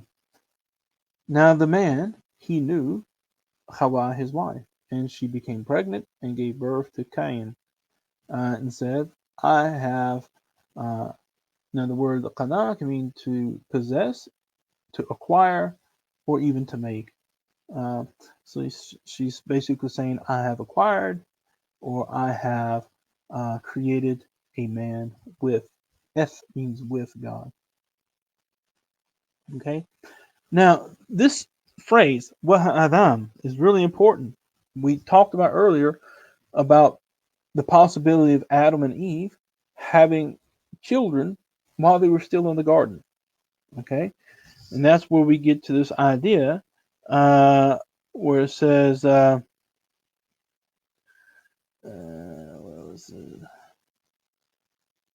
Il Ha'isha Amar Harba Arbe. Okay?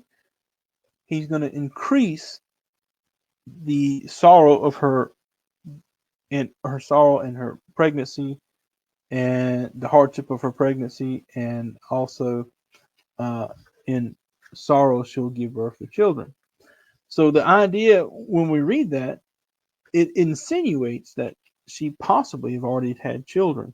Now, when we look at this phrase, this is what's called the waw mafsik, which is a disjunctive wow. The word wow, this wow that you see in Hebrew, means and normally it's a conjunction. It joins words. It joins other sentences together, other words together to form a complete narrative or thought. However, whenever you have the wow, it's prefixed to a non-verb and it comes at the beginning of the clause. That is no longer a conjunctive wow. This is what's called a disjunctive wow. And basically what it does is it breaks the narrative and it talks about something that had already happened before normally. And it's usually called a parenthetic wow in some grammars. But Rashi even explained in his commentary that Adam had had sex with Hawa, and the children were born before they had eaten from the tree and before they were expelled from the garden. And we know this because if this was a narrative continuing the sequence, it would have said, وَيَدَعْ ha'adam et Hawa ishto. Then you would have the waw on the yada, and that would come before the word ha'adam. So anyways, this is called a disjunctive waw, and when you see this, it's a break in the narrative sequence, and usually it's parenthetic. It's going back to explain something else that had happened. Okay, and we'll see that this is true in just a moment. وهذام يدع ات حواء اشتو وتحار وتهيلت ات قاين وتومر خنيث ish ات Adonai. So the man knew Hawa his wife, and she became pregnant and gave birth to Cain, and she said, I have acquired, I have made, or a man with God. وتوسف للادث ات أخيف ات حابل ويهي هابل رعيسون وقاين هيا عبيد آدم. Now it says, and she continued to give birth, in giving birth. Okay, et achiv, which means his brother, Hevel. Okay, now Hevel became a shepherd of flocks. Now we have this same construction. وَقَايٍ هَيَا عُبَيْدَ آدَمَ. Now we have the beginning of a clause, وَقَايٍ, that's a non-verb, okay, haya. So this is not, basically, this is also a disjunctive law, and it's explaining something. Cain came first. Now it started off with Hevel. Hevel was the second son. And it might imply that Hevel became a shepherd of the sheep first. However, we have the construction, Waqayin. However, Cain was already a worker of the field, okay, or worker of the ground. He was a farmer, basically. While later, Hevel became a shepherd of sheep. And so that's another example of this disjunctive waw. ويهي نقيت يميم ويفي قاين مبري هذا. mincha la'Adonai. So it happened at the end of some days, we don't know what days it was, that Cain brought of the fruit of the ground a gift to God. Now we have another disjunctive law. Hevel hevi gam hu מבכורות שונו ומחלביהן וישע אדוני אל חבל ואל מנחתו. However, Abel had also already brought of the first fruits of his flock and of its fat, and God had respect to Abel and to his mincha. وإل قاين وإل منحته لو شاء. However, to Cain and to his mincha, he had no regard. Now, I'll be right back. I have to take a short break, and then I'll explain that. It's really getting interesting.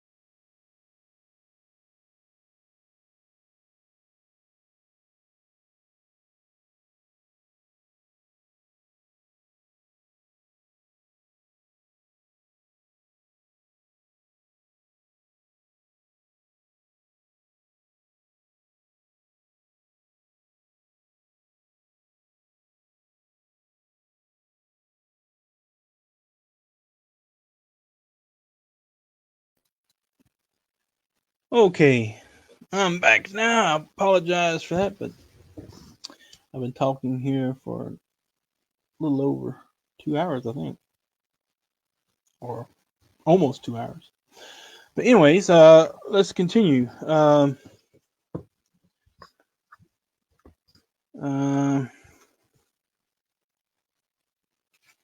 So we were talking about the disjunctive wow. Now, it says that Cain, he had brought a mincha of the land. Now, there's nothing wrong with bringing a mincha from the land, a gift to God from the land. In fact, we're told to give the first fruits of it, right? And a lot of people seem to think, because it says midbikoroth, sono, when it talks about the first fruits and its fat, that Abel had bought a better gift than Cain, and this is not actually true. When we see the disjunctive wow, okay, in verse 4, where it says "Hevel hevi gam hu midbikoroth sono ume helvehen." So this disjunctive wow lets you know that Abel had brought his gift first. Not that there was anything wrong with what Cain brought. It was the fact that Cain was the oldest, and he should have brought his gift before the youngest. Okay, and that's why God had regard. He respected the gift of Abel, but the gift of Cain, he had no regard for. And it says, وَإِلَى الْقَايِنْ وَإِلَى مِنْخَثُ لَوْ شَاءَ. And to Cain and to his gift, his mincha, he had no regard. وَيِخْهَارْ لَقَايِنْ مِئُوْ. And it angered Cain very much. وَيِبْلُ panav. And his face fell. Okay, now this is the second time we have the verb nafal, and this will come to play later in chapter 6. Okay, and it says his face fell, or sometimes they say his countenance fell. وَيَوْمَرْ Adonai il Qayin, and so Adonai says to Cain, Lama haralach Walama nafilu fanecha. Says, why are you angry? And why is your face fallen? Why is your countenance fallen? Halo im tetiv se'eth. Wa im lo tetiv la fethach hataf rovetz. Wa ilecha teshuchatho wa ata timshol bo. And so he says to him, now this is God continuing, is it not? Hello. This is this inquisitive, this interrogative particle. Ha. And lo means not. Hello. Is it not? Imtative. If you do well. Se'eth, which means be lifted up. Okay? Or a rise. Well, imlo thetiv. However, if you don't do what is good, what is right, if you don't make it right, is basically what he's saying. And what is he talking about making it right? He's talking about the gift, okay? La pethach hatat rovetz. Now, most translations I've ever seen, I believe, miss the point. They say sin is crouching down at your door, and it desires you, but you should rule. You should have rule over it. It's not sin which is crouching here. Okay, sin is chataf. That's feminine. Rovetz is a participle, and it's masculine. Okay. Earlier commentators have said that the word chataf was used, but it actually means hate. Hate is the masculine form, and it's basically the same thing. It means sin. However, it says la pethach hataf rovetz. Rovetz is masculine. The only thing masculine here in this verse is pethach, which means an opening. And so he's saying if you don't make it good, it's as an opening of sin. Rovetz lies in wait. Okay, it's laid out, and to you is his desire. The teshucha is the desire. Teshucha tho means his desire, and it's going back to this door, this opening. However, you will have control over it, meaning you will have control to this door to sin. Every human being has the control over opening up the door to sin. You have that control. You can either do good or not. And as long as you are in control of the door, okay, you have rule over sin. But it's not actually sin that's lying in wait. It's that opening to it. All right. And that's what you're going to have control over. It doesn't say you'll have control over sin, but you'll have control over opening the door to let sin come about. Shalom, Melech. All is okay? Shalom, Yaakov. Yeah, everything's fine. We're just eating lunch. We got off to a late start here, so better late than never, as they say. My jaws hurt. I've been talking so much. I'll bet, yeah. So let me just see here. So how many people are with us today? Right now we have two. Before I had to take a short break. We had like 4 or 5 earlier. So I don't know exactly who's still with us or not, but now we have 3. It shows. Okay, cool. Now, how do we see who's with us? I You would have to look in Facebook. I don't have Facebook open. Oh, I all see. I can I see, see. all I see is up at the top left-hand side. It shows viewers who are watching. It says live. We have 3 live viewers, so that's not Okay. including me because I'm not on Facebook. Okay. Got So we're in chapter 4 already of Bereshith. We're on the 4th aliyah. Okay. And we are in where are we at? We're in verse 8 now. We're starting verse 8.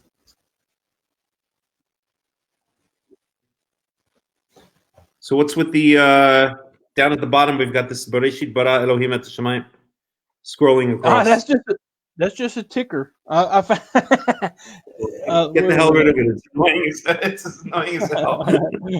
Let me find a hide the ticker. Don't like the ticker. Yeah, I looked at banners. The verse we're talking about there. That would be cool if you constantly want to put the verse we're talking about there. But other than that, it's really just Yeah, no, I didn't know what it was. I just saw it. Psychosis. All right. Anyway. Before I started, I happened to start going through all these different settings on the side here. I was just playing around. Right. I got it. I could when people actually post something, I can actually show the post. Can you see the post on screen? What do you mean? Oh. Yes, when cool. People write. That's really cool. When people write questions, I can actually post those on the screen so everybody can see it. How do you do that? Are you in the StreamYard studio? Yeah, you are in the studio. Yeah. Can you see the comments on the right hand side? Yeah. If you'll put your cursor on there, to me it gives an option. It says show or whatever. Me, I think because you're the host or whatever. Okay. Yeah, probably is.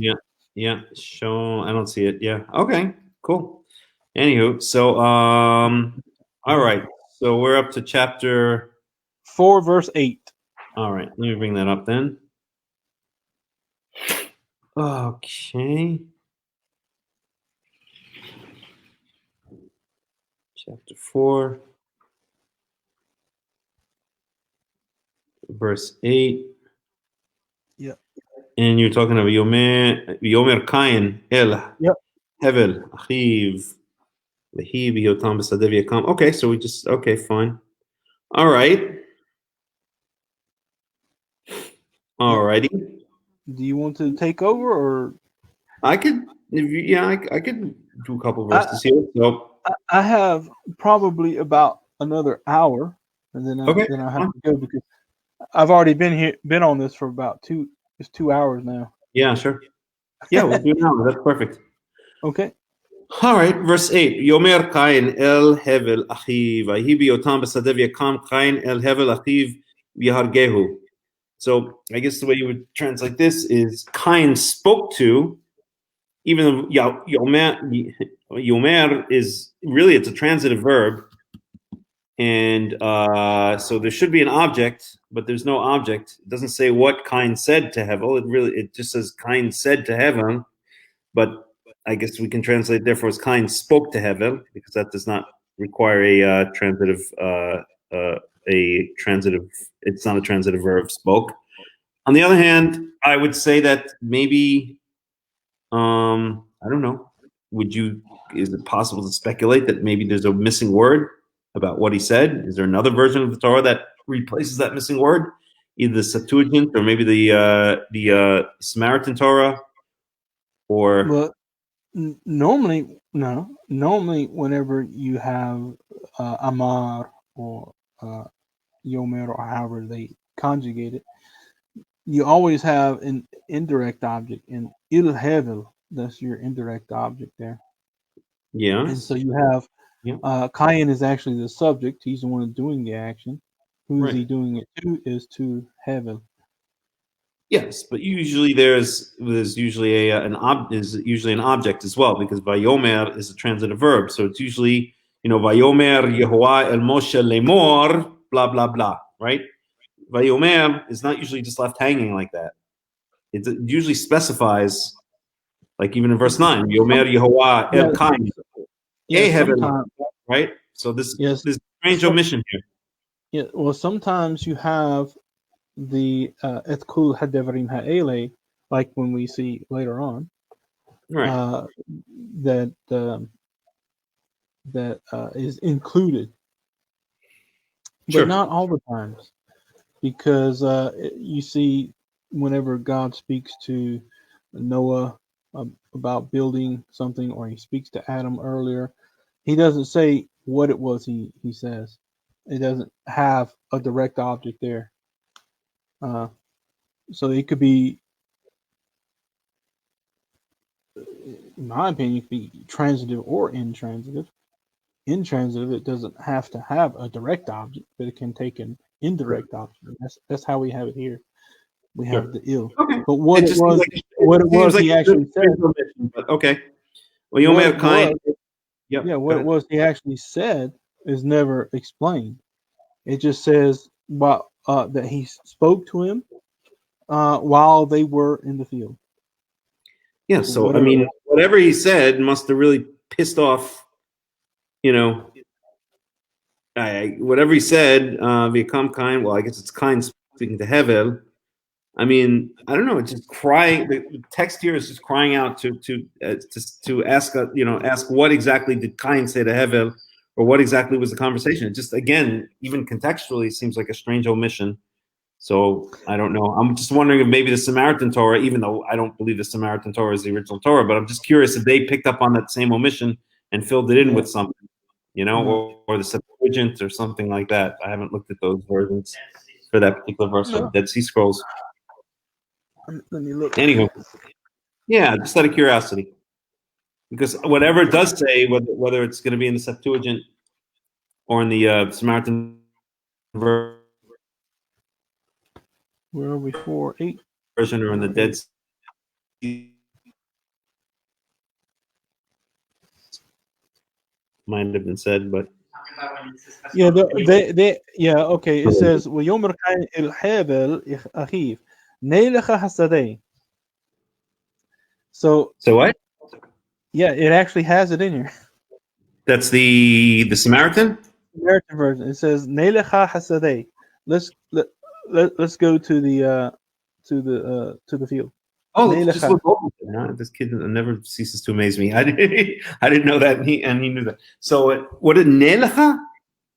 Yeah, نيلخ is the cohortative. It means Oh, let's. Nilcha. Got it. Nilcha. نيلخ. Let's go to the field. And then it says, and as they were in the field, he stood up. So the Samaritan Torah actually puts it in there and tells you what he said to him. Is Nelecha Sada.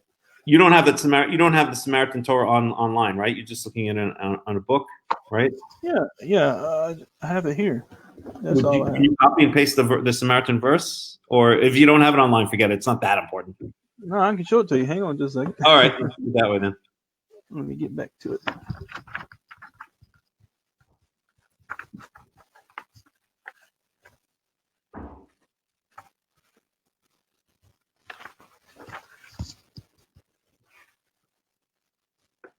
Well, here, this is the actual Samaritan Torah.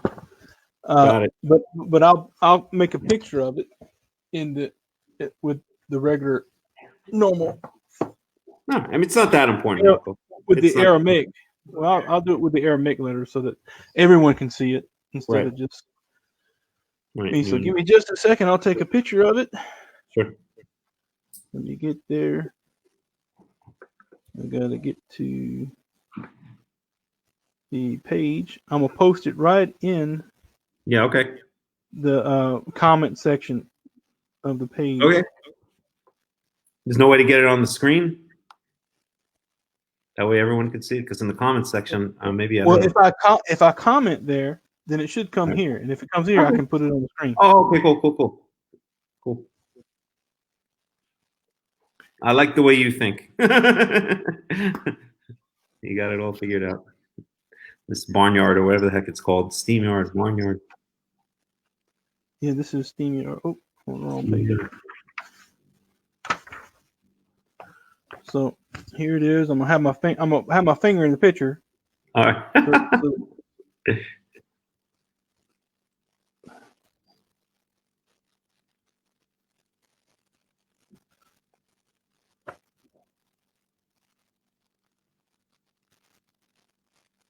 What happened here? Marcus COVID-19 update. Page top of the page. Turn on how to get this stupid.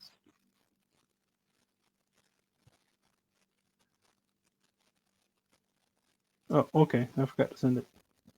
All right. So let's see if it pops up here. All right.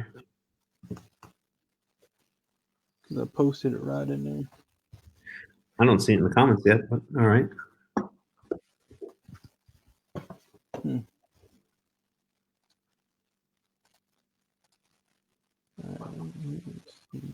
Yeah, we stream our streams to Facebook. That's what's called StreamYard. I like the StreamYard, man. This StreamYard is cool. StreamYard streams to Facebook. Yeah. There's two things at once. Yep. How to get rid of these stupid subtitles? Oh, sugar. What the heck did I do? Yeah, we stream our streams to Facebook. That's what's called StreamYard. Oops. Yeah. All right. Yeah, if it's going to take too long, it's not that big a deal. But well, this is the first time I've ever done it, so just give me a minute. All right. We got all day. I'll put on music in the meantime. That's what I was doing. So I was here. Yeah, the same song. Yeah, I can put that. Oh, on. I posted it in the wrong thing. All right. No, I don't want to have that. So you can So how do I get rid of this? And I'm curious again. I'm going to go to my Robert Alter. I know you hate when I go to Robert Alter, but I'm going to do it. Why do you say I hate? I don't care who you go to. secular section. I don't know what it is. Hold on a second. Do I have Nook? Wait a second. Do I have Nook online? I've got to have Nook somewhere. I think I downloaded it. It's my Nook.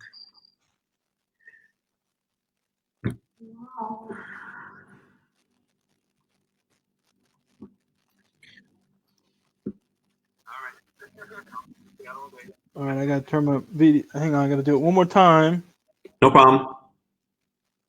Oh, I can't actually paste it there. All right, never mind. Why? What happened? I thought I could paste it in the comments, but it won't let me do it. Let me see if I can copy it. If I can find it.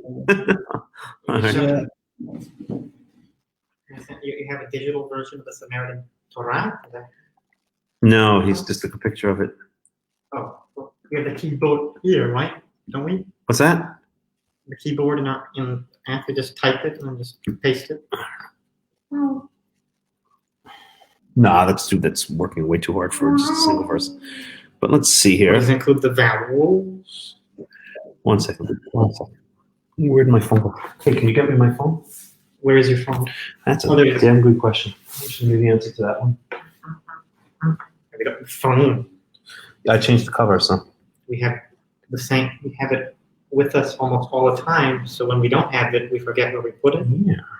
Oh, I only have 10% on this. Give me the charger too. Please. Give me the charger.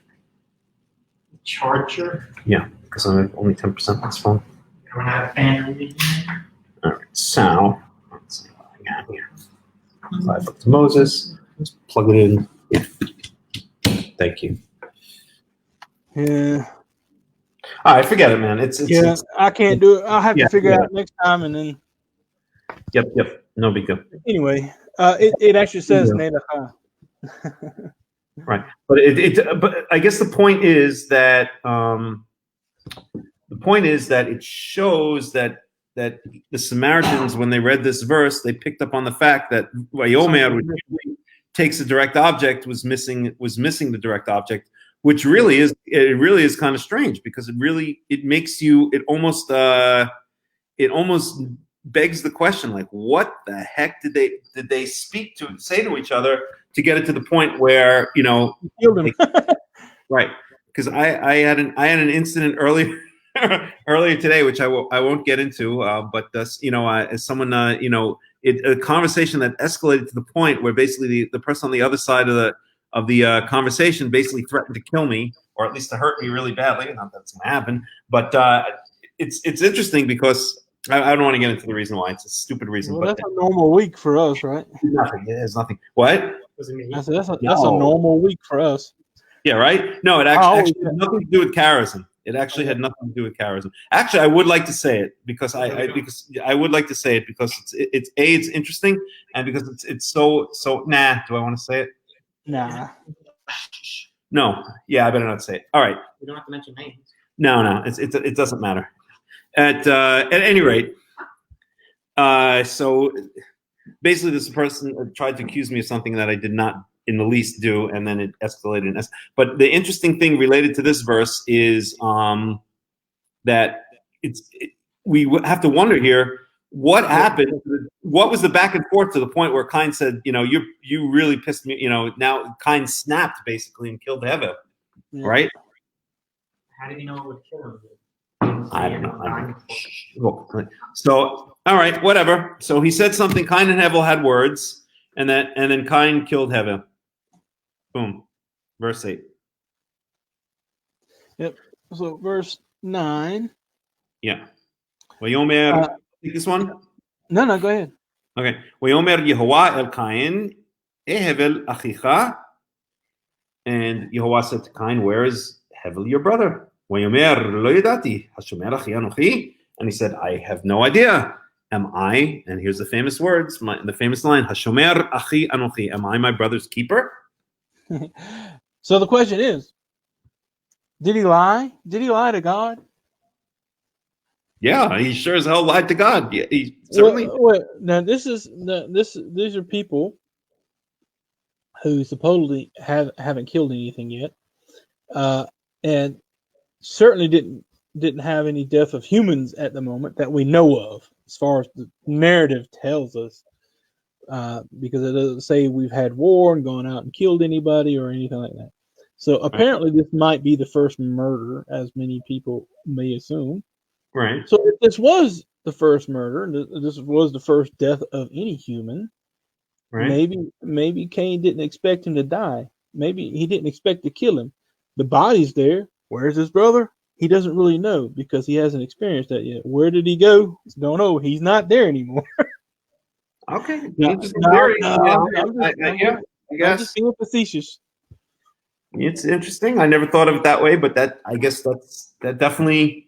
Like, how was it? I mean, all this stuff was definitely. This is the first, right? Yeah. I'm just saying, Right. It's an interesting theory. I tend to think that just as like a cat or a dog has an innate sense of the way life works, and even if they've never experienced certain aspects of life, I mean, we, as you know, about 6 months ago found a cat, and it's amazing what he's able to do, even though he was not raised by his mother for more than a couple of weeks and then raised by human beings, but he has all these cat behaviors, right? And you have cats too, so I'm sure you know. So I would tend to my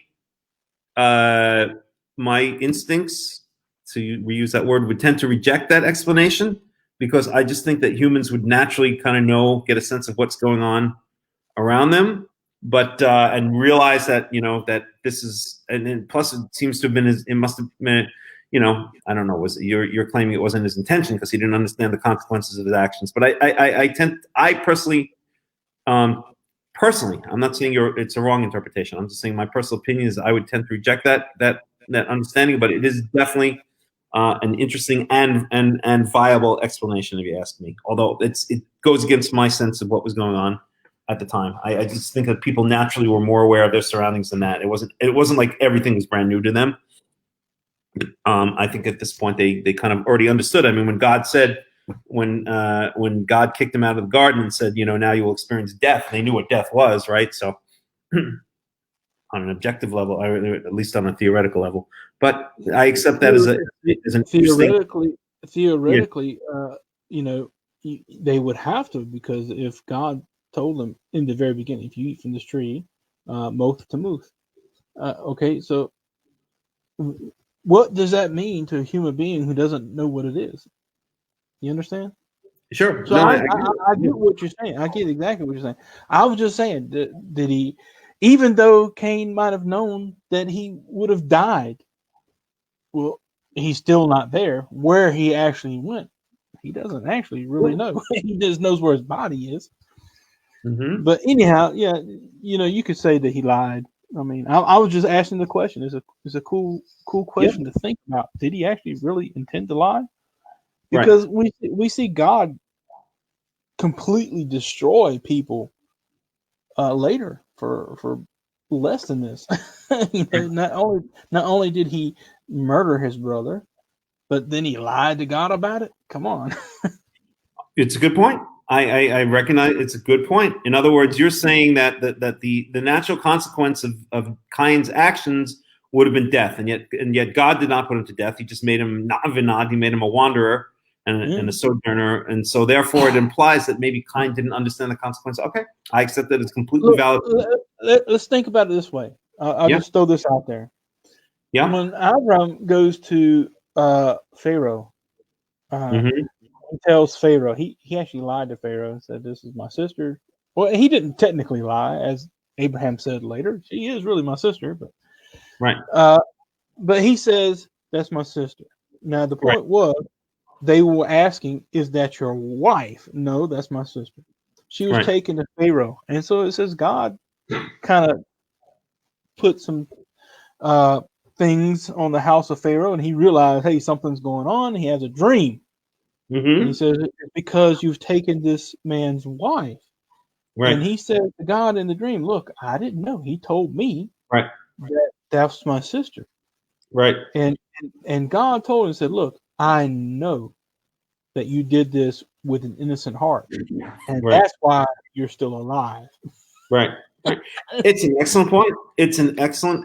Not only it's an excellent point, and the proof that you just brought is an excellent proof. And I'm not the type of person to kiss other people's asses. If I thought it was if I don't kiss my ass, Melech. if I didn't think it was an excellent explanation and an excellent proof verse, I wouldn't say so. So it definitely provides food for thought. I would like to say I looked at the Robert Alter, and Robert Alter actually translates it, adding that extra verse in there. If I could just find it for a second. Let us go into the field? Yeah. And then, so he translates it as, and Cain said to Abel's brother, let us go out to the field. And when they were in the field, Cain rose against Abel, his brother, and killed him. And then the footnote on that is, it's very hard on this stupid Nook app to get to footnotes, but 1 second. Boom. Damn it. Okay, I have to do it manually. 1 second. On your share. And it says, let us go out to the field, okay? And fine. So this sentence is missing, and so it says about let us go out to the field. This sentence is missing in the Masoretic text, but supplied in the Greek, Syriac, and Aramaic versions. Yeah. So there we go. 1 second. I'll have to look and see what. I'll look later. Yeah, I have the Dead Sea Scrolls in my computer with the Hebrew text. I don't know if that part is actually in there. But I'll look, and if it's in there, then it's interesting to see what the Dead Sea Scrolls has, because sometimes even the DSS will agree with the Samaritan version. Sometimes it'll agree with the Septuagint. Sometimes it'll agree with the Masoretic text. Sometimes it won't agree with any of them. I've got the Septuagint right here, and although my Greek is not so great, I could probably try to make it out, or I can at least post it 1 second, and then you can translate it, Yaakov, since you're a Greek aficionado. So 1 second. I'm gonna put in the comments. No, I can't even make a comment. How do I make a comment? Why is it not? Should be a little. I've got to go on Facebook. I think I have to do it. The Koine Greek? Is that what it was? 1 second, please, Wilkie, please. Okay. I just posted it, and then you can pick it up somewhere. There it is. It says, there. Kai Ipen Kain pros Abel ton Adelphon ato Diel Thoman ice to Python. And it says, and Cain says to this is Kai, which is and Ipen said Cain is Cain pros Abel to Abel ton Adelphon ato his brother. The El Thoman ice topidon, and now this is the El Thoman is actually not saying let us go. It's actually saying as they were going to the field. Okay. So it doesn't say that he's saying, let us go. He's saying the elathomen, which is basically a participle. Well, I guess that corresponds to the Vayihi biotam b'sadeh. Yeah.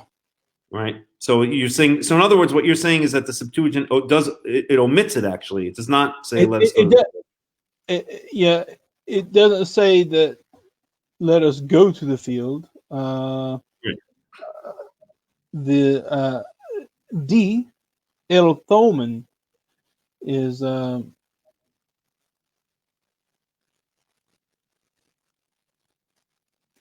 my Greek is rusty. D elathomen. Whatever. I didn't mean to put you on the spot. So whatever. No. Elathomen. It could be because we say legomen. Legomen is we say. So maybe it is in the third person or the first person. Let us go. It could be. Yeah. Hold on. We have one more very important commentator here. We shall go to the field. We have one more very important commentator that would like to add his 2 cents. Hold on a second. Yeah.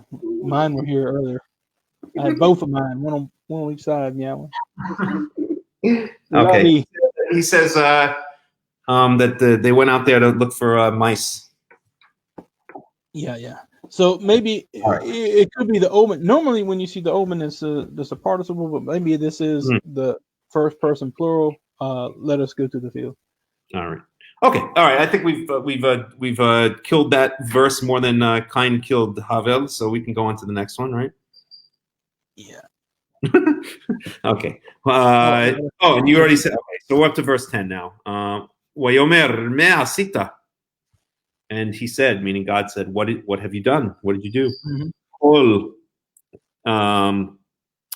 dmei achicha tzoakim elai min ha'adama. What a powerful verse that is.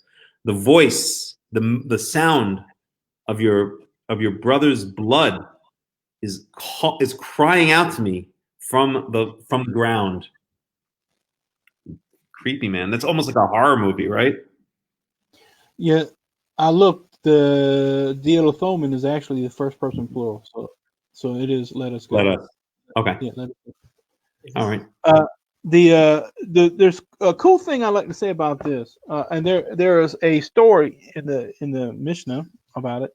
If you whoever kills a person is like they killed the whole of humanity, and whoever saves a life is like they saved the life of the whole world. Yeah, we used to learn that in yeshiva all the time. Now, the cool thing here is it says kol deme achicha. Deme is plural, right? Okay, and normally you don't see that in the plural all the time, but but there's another instance where this is in the plural, and it's the only places I know that it's in the plural. One is here with. I know what you're going to say with the circumcision with Moshe. No. Yeah, Damim.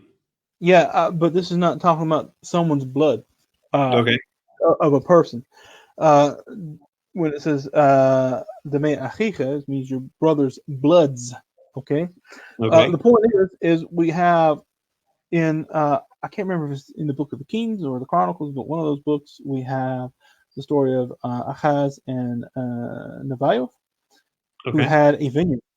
Okay. And Achaz wanted to buy this vineyard from him, and he said no. He said, this is an inheritance, and I have to give it to my children, although at the moment he didn't have children. He didn't have any children. Okay? And that's in the narrative, it's very clear that he didn't have children. So Achaz was really upset about this. He goes whining to Jezebel, and she's like, what's wrong? And he tells him about Nebaioth. He won't sell me his vineyard. So she ends up having him murdered. And I believe it was Elijah or Elisha. I can't remember which one. One of those two. Actually, that must have been Elijah. I think, it was Elijah because he fled from. It was Elijah. Yeah, it was Elijah. And so he goes and he accuses her. And he uses the same thing. The bloods is Demei Nebaioth. Okay. And even though, and it says, and his sons in that context, even though he didn't have any sons. And so that's the only Okay. place you see where it's used that I know of in the plural for someone's death. Usually it's always in the singular when someone dies. His blood is singular. His blood is on his head or whatever. It's never in the plural. Okay. Uh, Okay. However, Abel didn't have children, and Nebaioth also didn't have children. And so the blood All here right. is now in the plural, that it's not just the blood of Abel, but the blood of his descendants who might have come from him. And that's why I'm thinking that they Okay. come up with this idea that whoever kills a person, then he's guilty of also killing his offspring as well. But that's just a guess. But it's Okay. interesting that it's in the plural. Mm-hmm. Well, I must say in response to that the word dam is I can't think of all of the instances offhand, but is often, I won't say often, but is a number of times used in the plural. And as we know, that the plural, I don't know technically what you would call it, but I'll call it the abstract plural. That the plural is used to abstract in ancient Hebrew and in modern Hebrew, as a matter of fact. So, well, get the cat off the table, please. Okay. So, what would be an example? I'm trying to think maybe of an example in modern Hebrew. Oh, I don't know. I can't think of an example offhand. But when the plural it says instead of the actual physical blood, the abstract concept of blood. It's the plural, the abstract plural, maybe it would be called. So I think that's kind of what's going on here, and we do see that in that same phrase or similar phrase is used in the case of when Moshe is traveling back to Egypt with Tzipora, and they stop in the malon in the inn on the way, and then it says that it says that God wanted to kill Moshe, and then Tzipora takes the foreskin of their son and throws it at Moshe's feet and says Chatan Damim Ata, right? You are and the usually translated as a bridegroom of blood. But there also it uses the plural damim, and there are a number of other cases which I can't think of offhand, but I know I've run into them where the plural specifically for blood is used. So my opinion would be that that's what's going on here. It's pointing out more, instead of the actual physical blood that's been spilled into the ground, it's using the abstract plural to point out the concept of the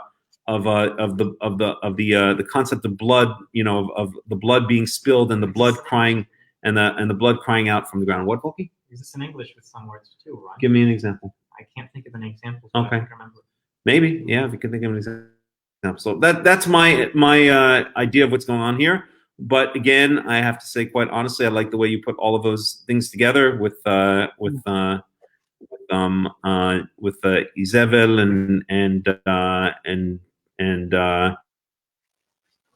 and even taking into account the rabbis saying that when you kill one person, you kill an entire world. So I think it's a very interesting explanation. I have to say, really, I honestly mean that from my heart. So, but Yeah, okay, so.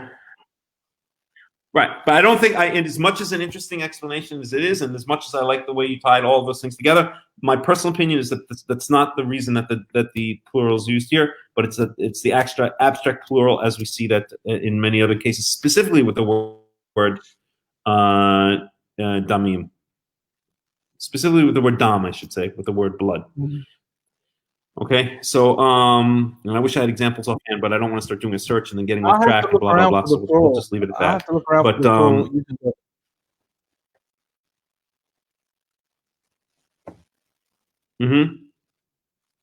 Well, for sure, it occurs in the case I mentioned with Tzipora calling Moshe a chatan damim, right? That for sure, and I do remember it. And I do remember it in a bunch of other places as well. But I'm not gonna go sidetracking. Now, do you think that the word dam is related to the word adom and adama, as some people have said? What's from what you've studied? Nah, I don't. I've read a whole bunch of different explanations for it. There's some people who say that is from damam, which means to be or to resemble something. Oh, okay. This is where you get into the idea of demuth. We have, but I think dam is just the blood. It just means blood here, and it's not necessarily related to anything. But it certainly can be. So you don't think We the word Adon, you don't think the word Adon, which is usually translated as red, is related to the it means it could. We know that in earlier Semitic languages, you had affixes, which or prefixes in certain cases, and so that's where the aleph prefix comes from in a lot of cases. But normally that's like in imperatives, and it could be. We know that the Adam, you would have to explain what happened to the aleph here. Why did it fall away? And why wouldn't it be related to something else? right.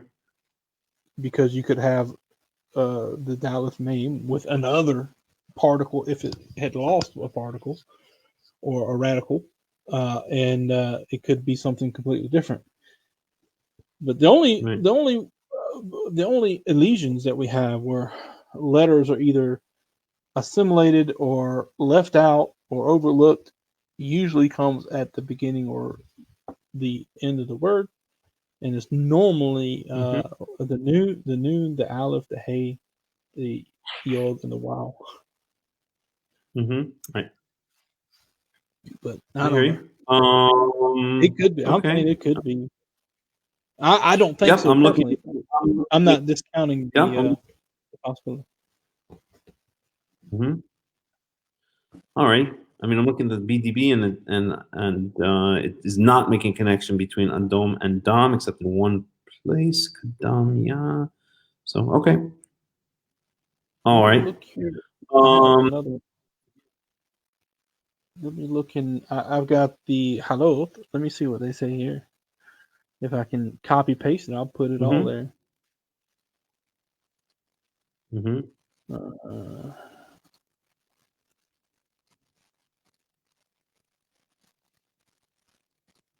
Genesis 4.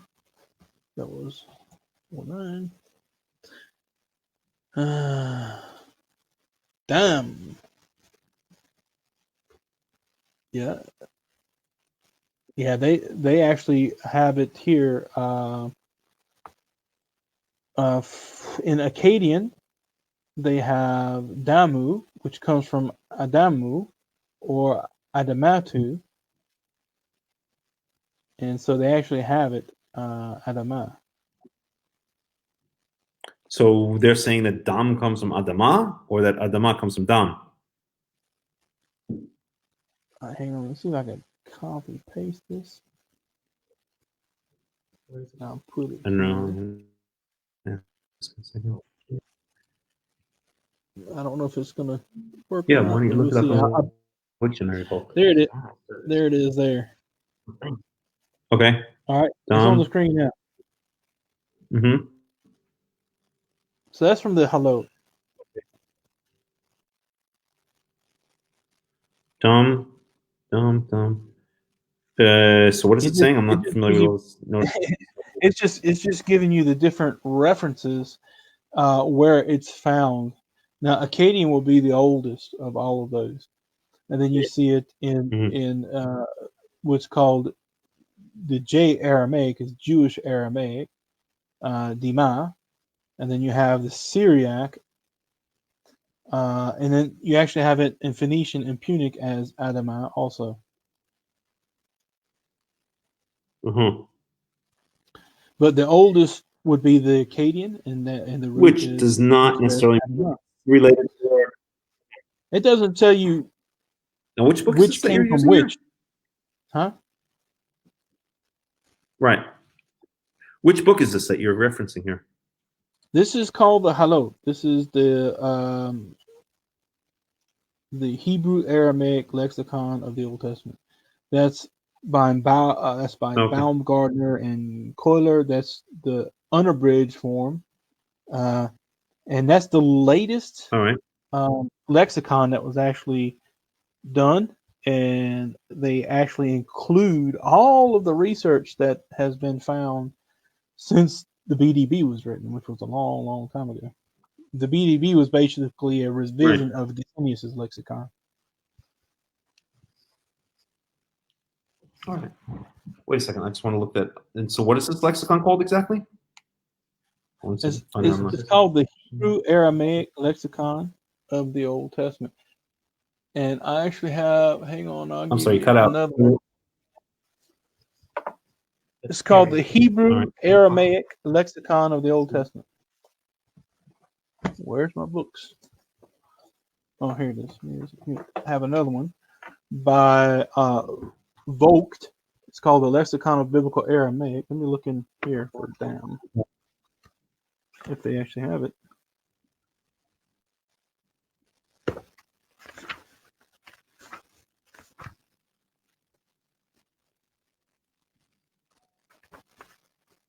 It's, which is partially supplanted brown derived words. Interesting. Okay. This is halot. Okay. Oh, okay, got it. And this online.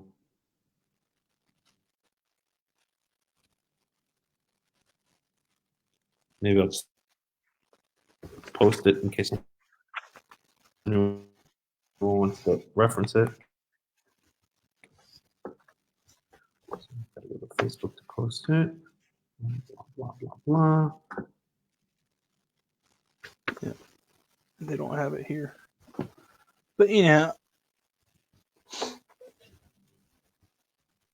where it comes from, I don't know.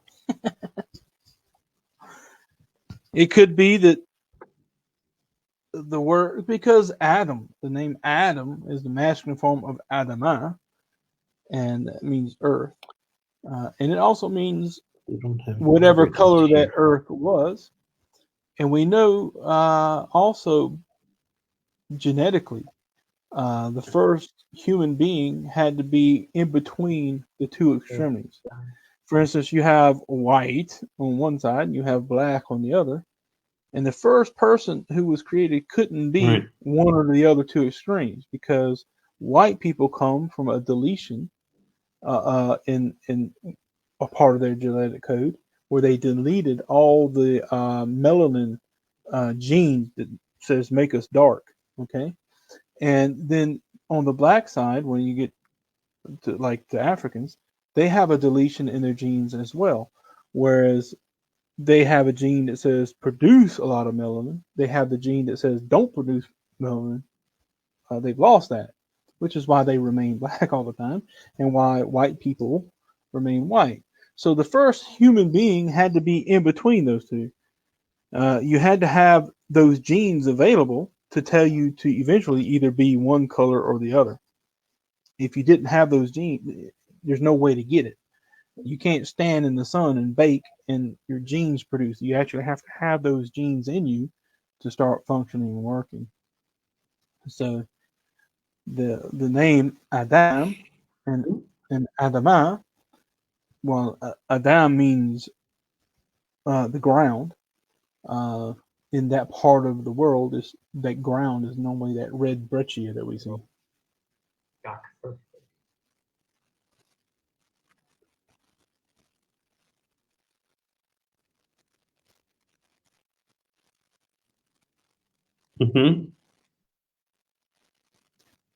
I think we have a lag here. I don't know if it's me or not. All right.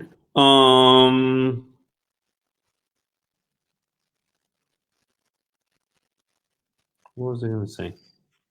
Yeah, Volky, you had something to say. What did you want to say, Volky? Based off what word? I think you're saying I can't hear anything. It's the microphone because you're just talking to me privately. All right. So we're going to move on. Okay. You'll tell me later. Came out of Africa, and then No, you were going to say something about Adom and Adamah. But Adom and Adamah, yeah. Well, I don't know if I could trust Wiktionary because I don't know what the sources that they use. They're listing it as the Comprehensive Aramaic Lexicon Project, Cincinnati Hebrew Union College, 1980, and nothing else. Strong, James, 1960 Concordance to the where these two sources. We're It gonna. could have come from blood. Could have came to and then or red ochre, and then that could have turned into earthling, or another hypothesis is blood went directly. The word for blood, blood became the word for red, which which evolved into a sense of energy or likeness, which evolved to a man. And then the fourth one is blood, an idol to an effigy or a likeness, and then to a man. All right. We're gonna move on to the next verse, which is but stop it. Where'd we go? It's okay, okay, verse 11. Okay. Ata arur ata mina adama. And now you are cursed by the land, or from the land, or from the earth. Right? So the blood in verse 10 is crying out from the earth, and now he's cursed from the earth, or by the earth, or of the earth. It's kind of a hard way to translate it. Hard thing to translate. Vata arur atamina adama, from the earth. Asher patta et pia lakachat et deme achicha miyadecha, which literally opens its mouth to take the blood of your brother from your hands. And there's one point I would like to make, which is we see that, and I'm trying to remember again where it is exactly. The blood of murdered people defiles the land, right? That's what I was. That's in the Torah. Whenever what happens And is if someone comes up and I'm finds trying to remember a exactly dead body out where it's mentioned. Yeah, that's in But Devarim. the land is defiled by the blood. It's mentioned many places, I'm sure, but I can't think of one offhand again. But the blood.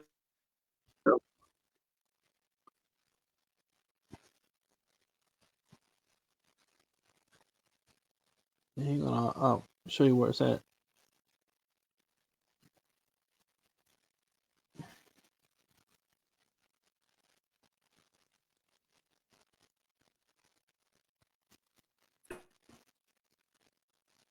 Okay.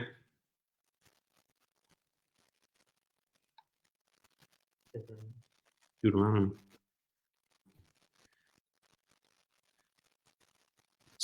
The blood, and when the child wants is out and have we think.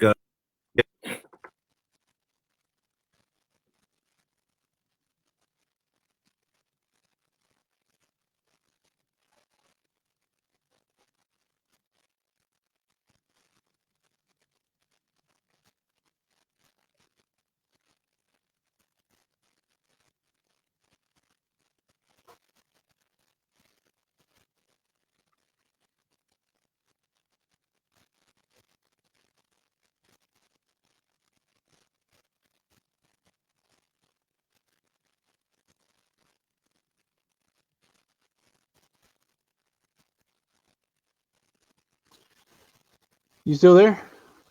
Yeah.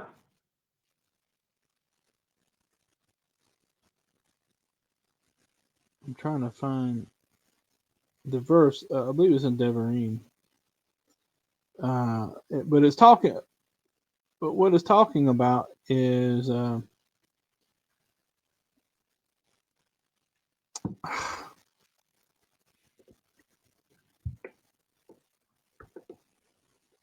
if there's a dead body found outside a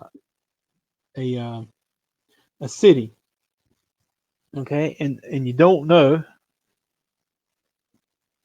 This is in Deuteronomy. 21. Okay, here we go. And it says basically, Deuteronomy 21 says, "Ki yimatse halal be'adama asher Adonai Elohecha noten lecha lirishta nofel basade lo noda mi hikahu." And it says, if a dead body, a slain body, is found on the ground, which God is giving to you to possess, is fallen in the field, and it is not known who struck him. Okay. ويتسؤ ذقنيך وشفتيך ومددوا إلهي عريم أشر سبيبوت خهلال. Then your elders and your judges shall come out, and they shall measure to the cities which are around the dead body. Okay. وحيا ha'ir ha'keruba il ha'hilal, and it shall be that the city which is the nearest to the slain body, وَلَحْهُ زِقْنَيْ ha'ir ha'i إِغْلَةَ بَقَارٍ, then the elders of that city they shall take a heifer of the flock or the herds, Asher lo ubad ba Asher lo mashacha ba'ol, which has never, no one has ever worked the field with it, and it has never been pulled or carried a yoke.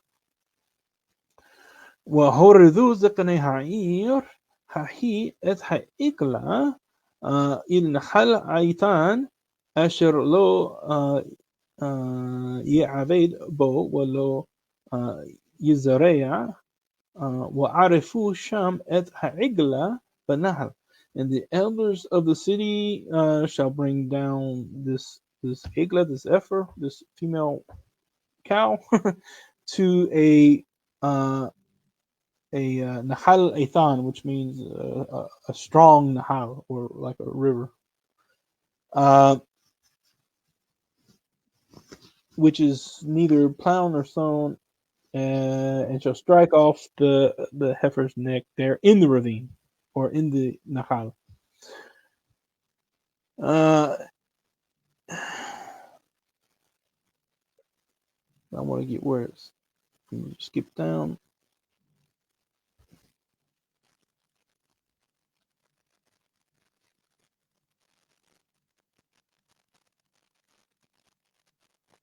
Yeah, that's not the place. I thought it was going to actually talk about the land being defiled, but it just says you shall put away innocent blood. So that's not the one I was thinking of.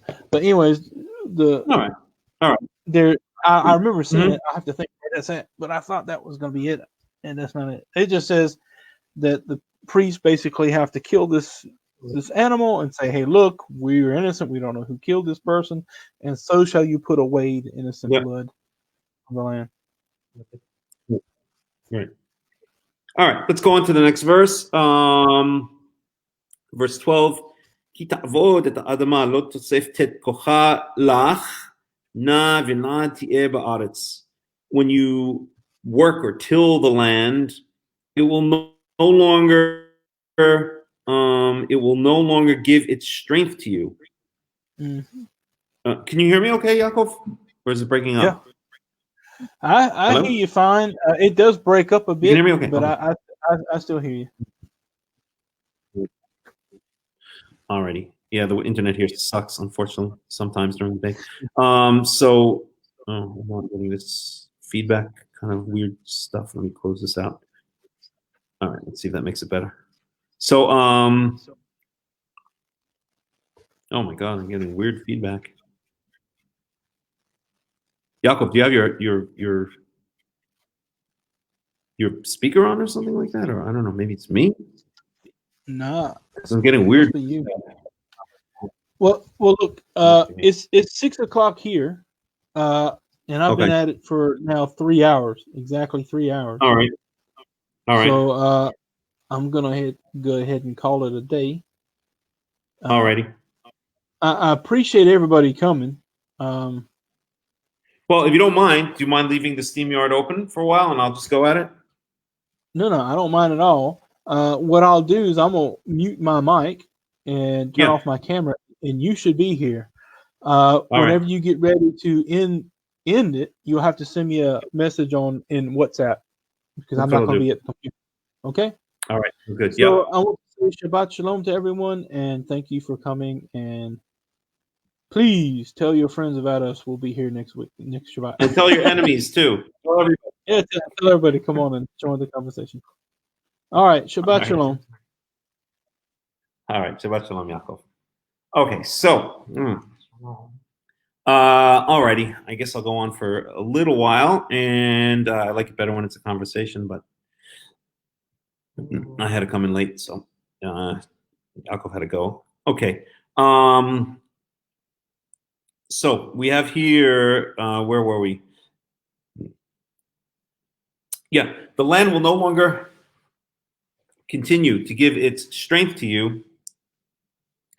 Na v'nad tieh ba'aretz. You shall be a sojourner and a wanderer. Well, I'll just do another 1 or 2 verses. I just wanted to make 1 or 2 points, and then I'll get going. You shall be a sojourner or a mover. Na is like someone who moves around, and nad is someone who like bobs back and forth. So how do they translate it here? A fugitive and a wanderer. I don't like that. I don't like the translation.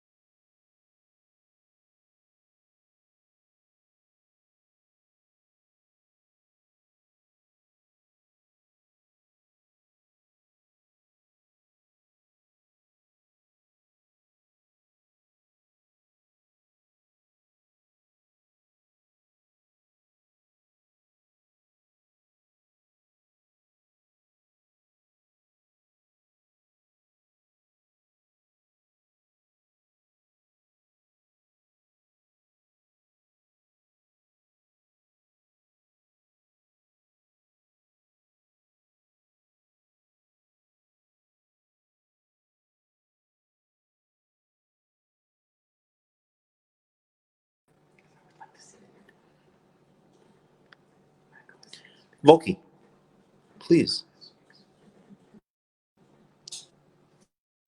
Okay. All right. Let's see here. And I don't have my computer up. Okay.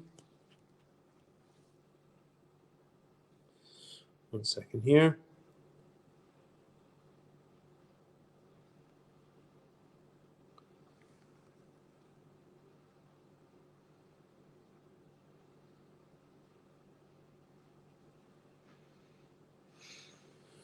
I don't know what's going on.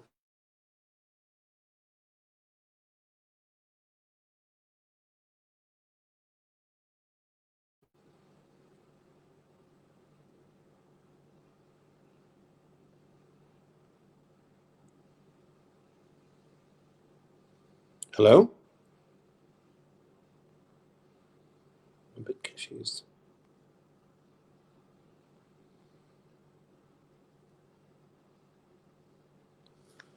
I don't know what happened.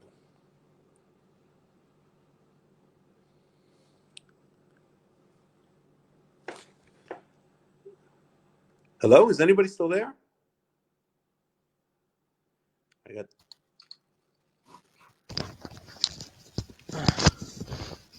Hey, Melech. Yeah. Yeah, I think. Let me get my camera back on. Yeah, maybe we just better end it because I'm having Yeah, I technical think. problems. Yeah. All right. I Forget think it. everyone's left. Yeah, we'll pick it up next time. All right then. That's life. Yeah, My I'll get computer shut. everything. Yeah, my computer Yeah, shut down. All right. yeah. I'll get everything uploaded to YouTube later. All right. Sounds good. All right, man. All right. Shabbat Shabbat shalom. shalom and Shavua Shavua tov. tov. All right. Shavua tov. Bye bye.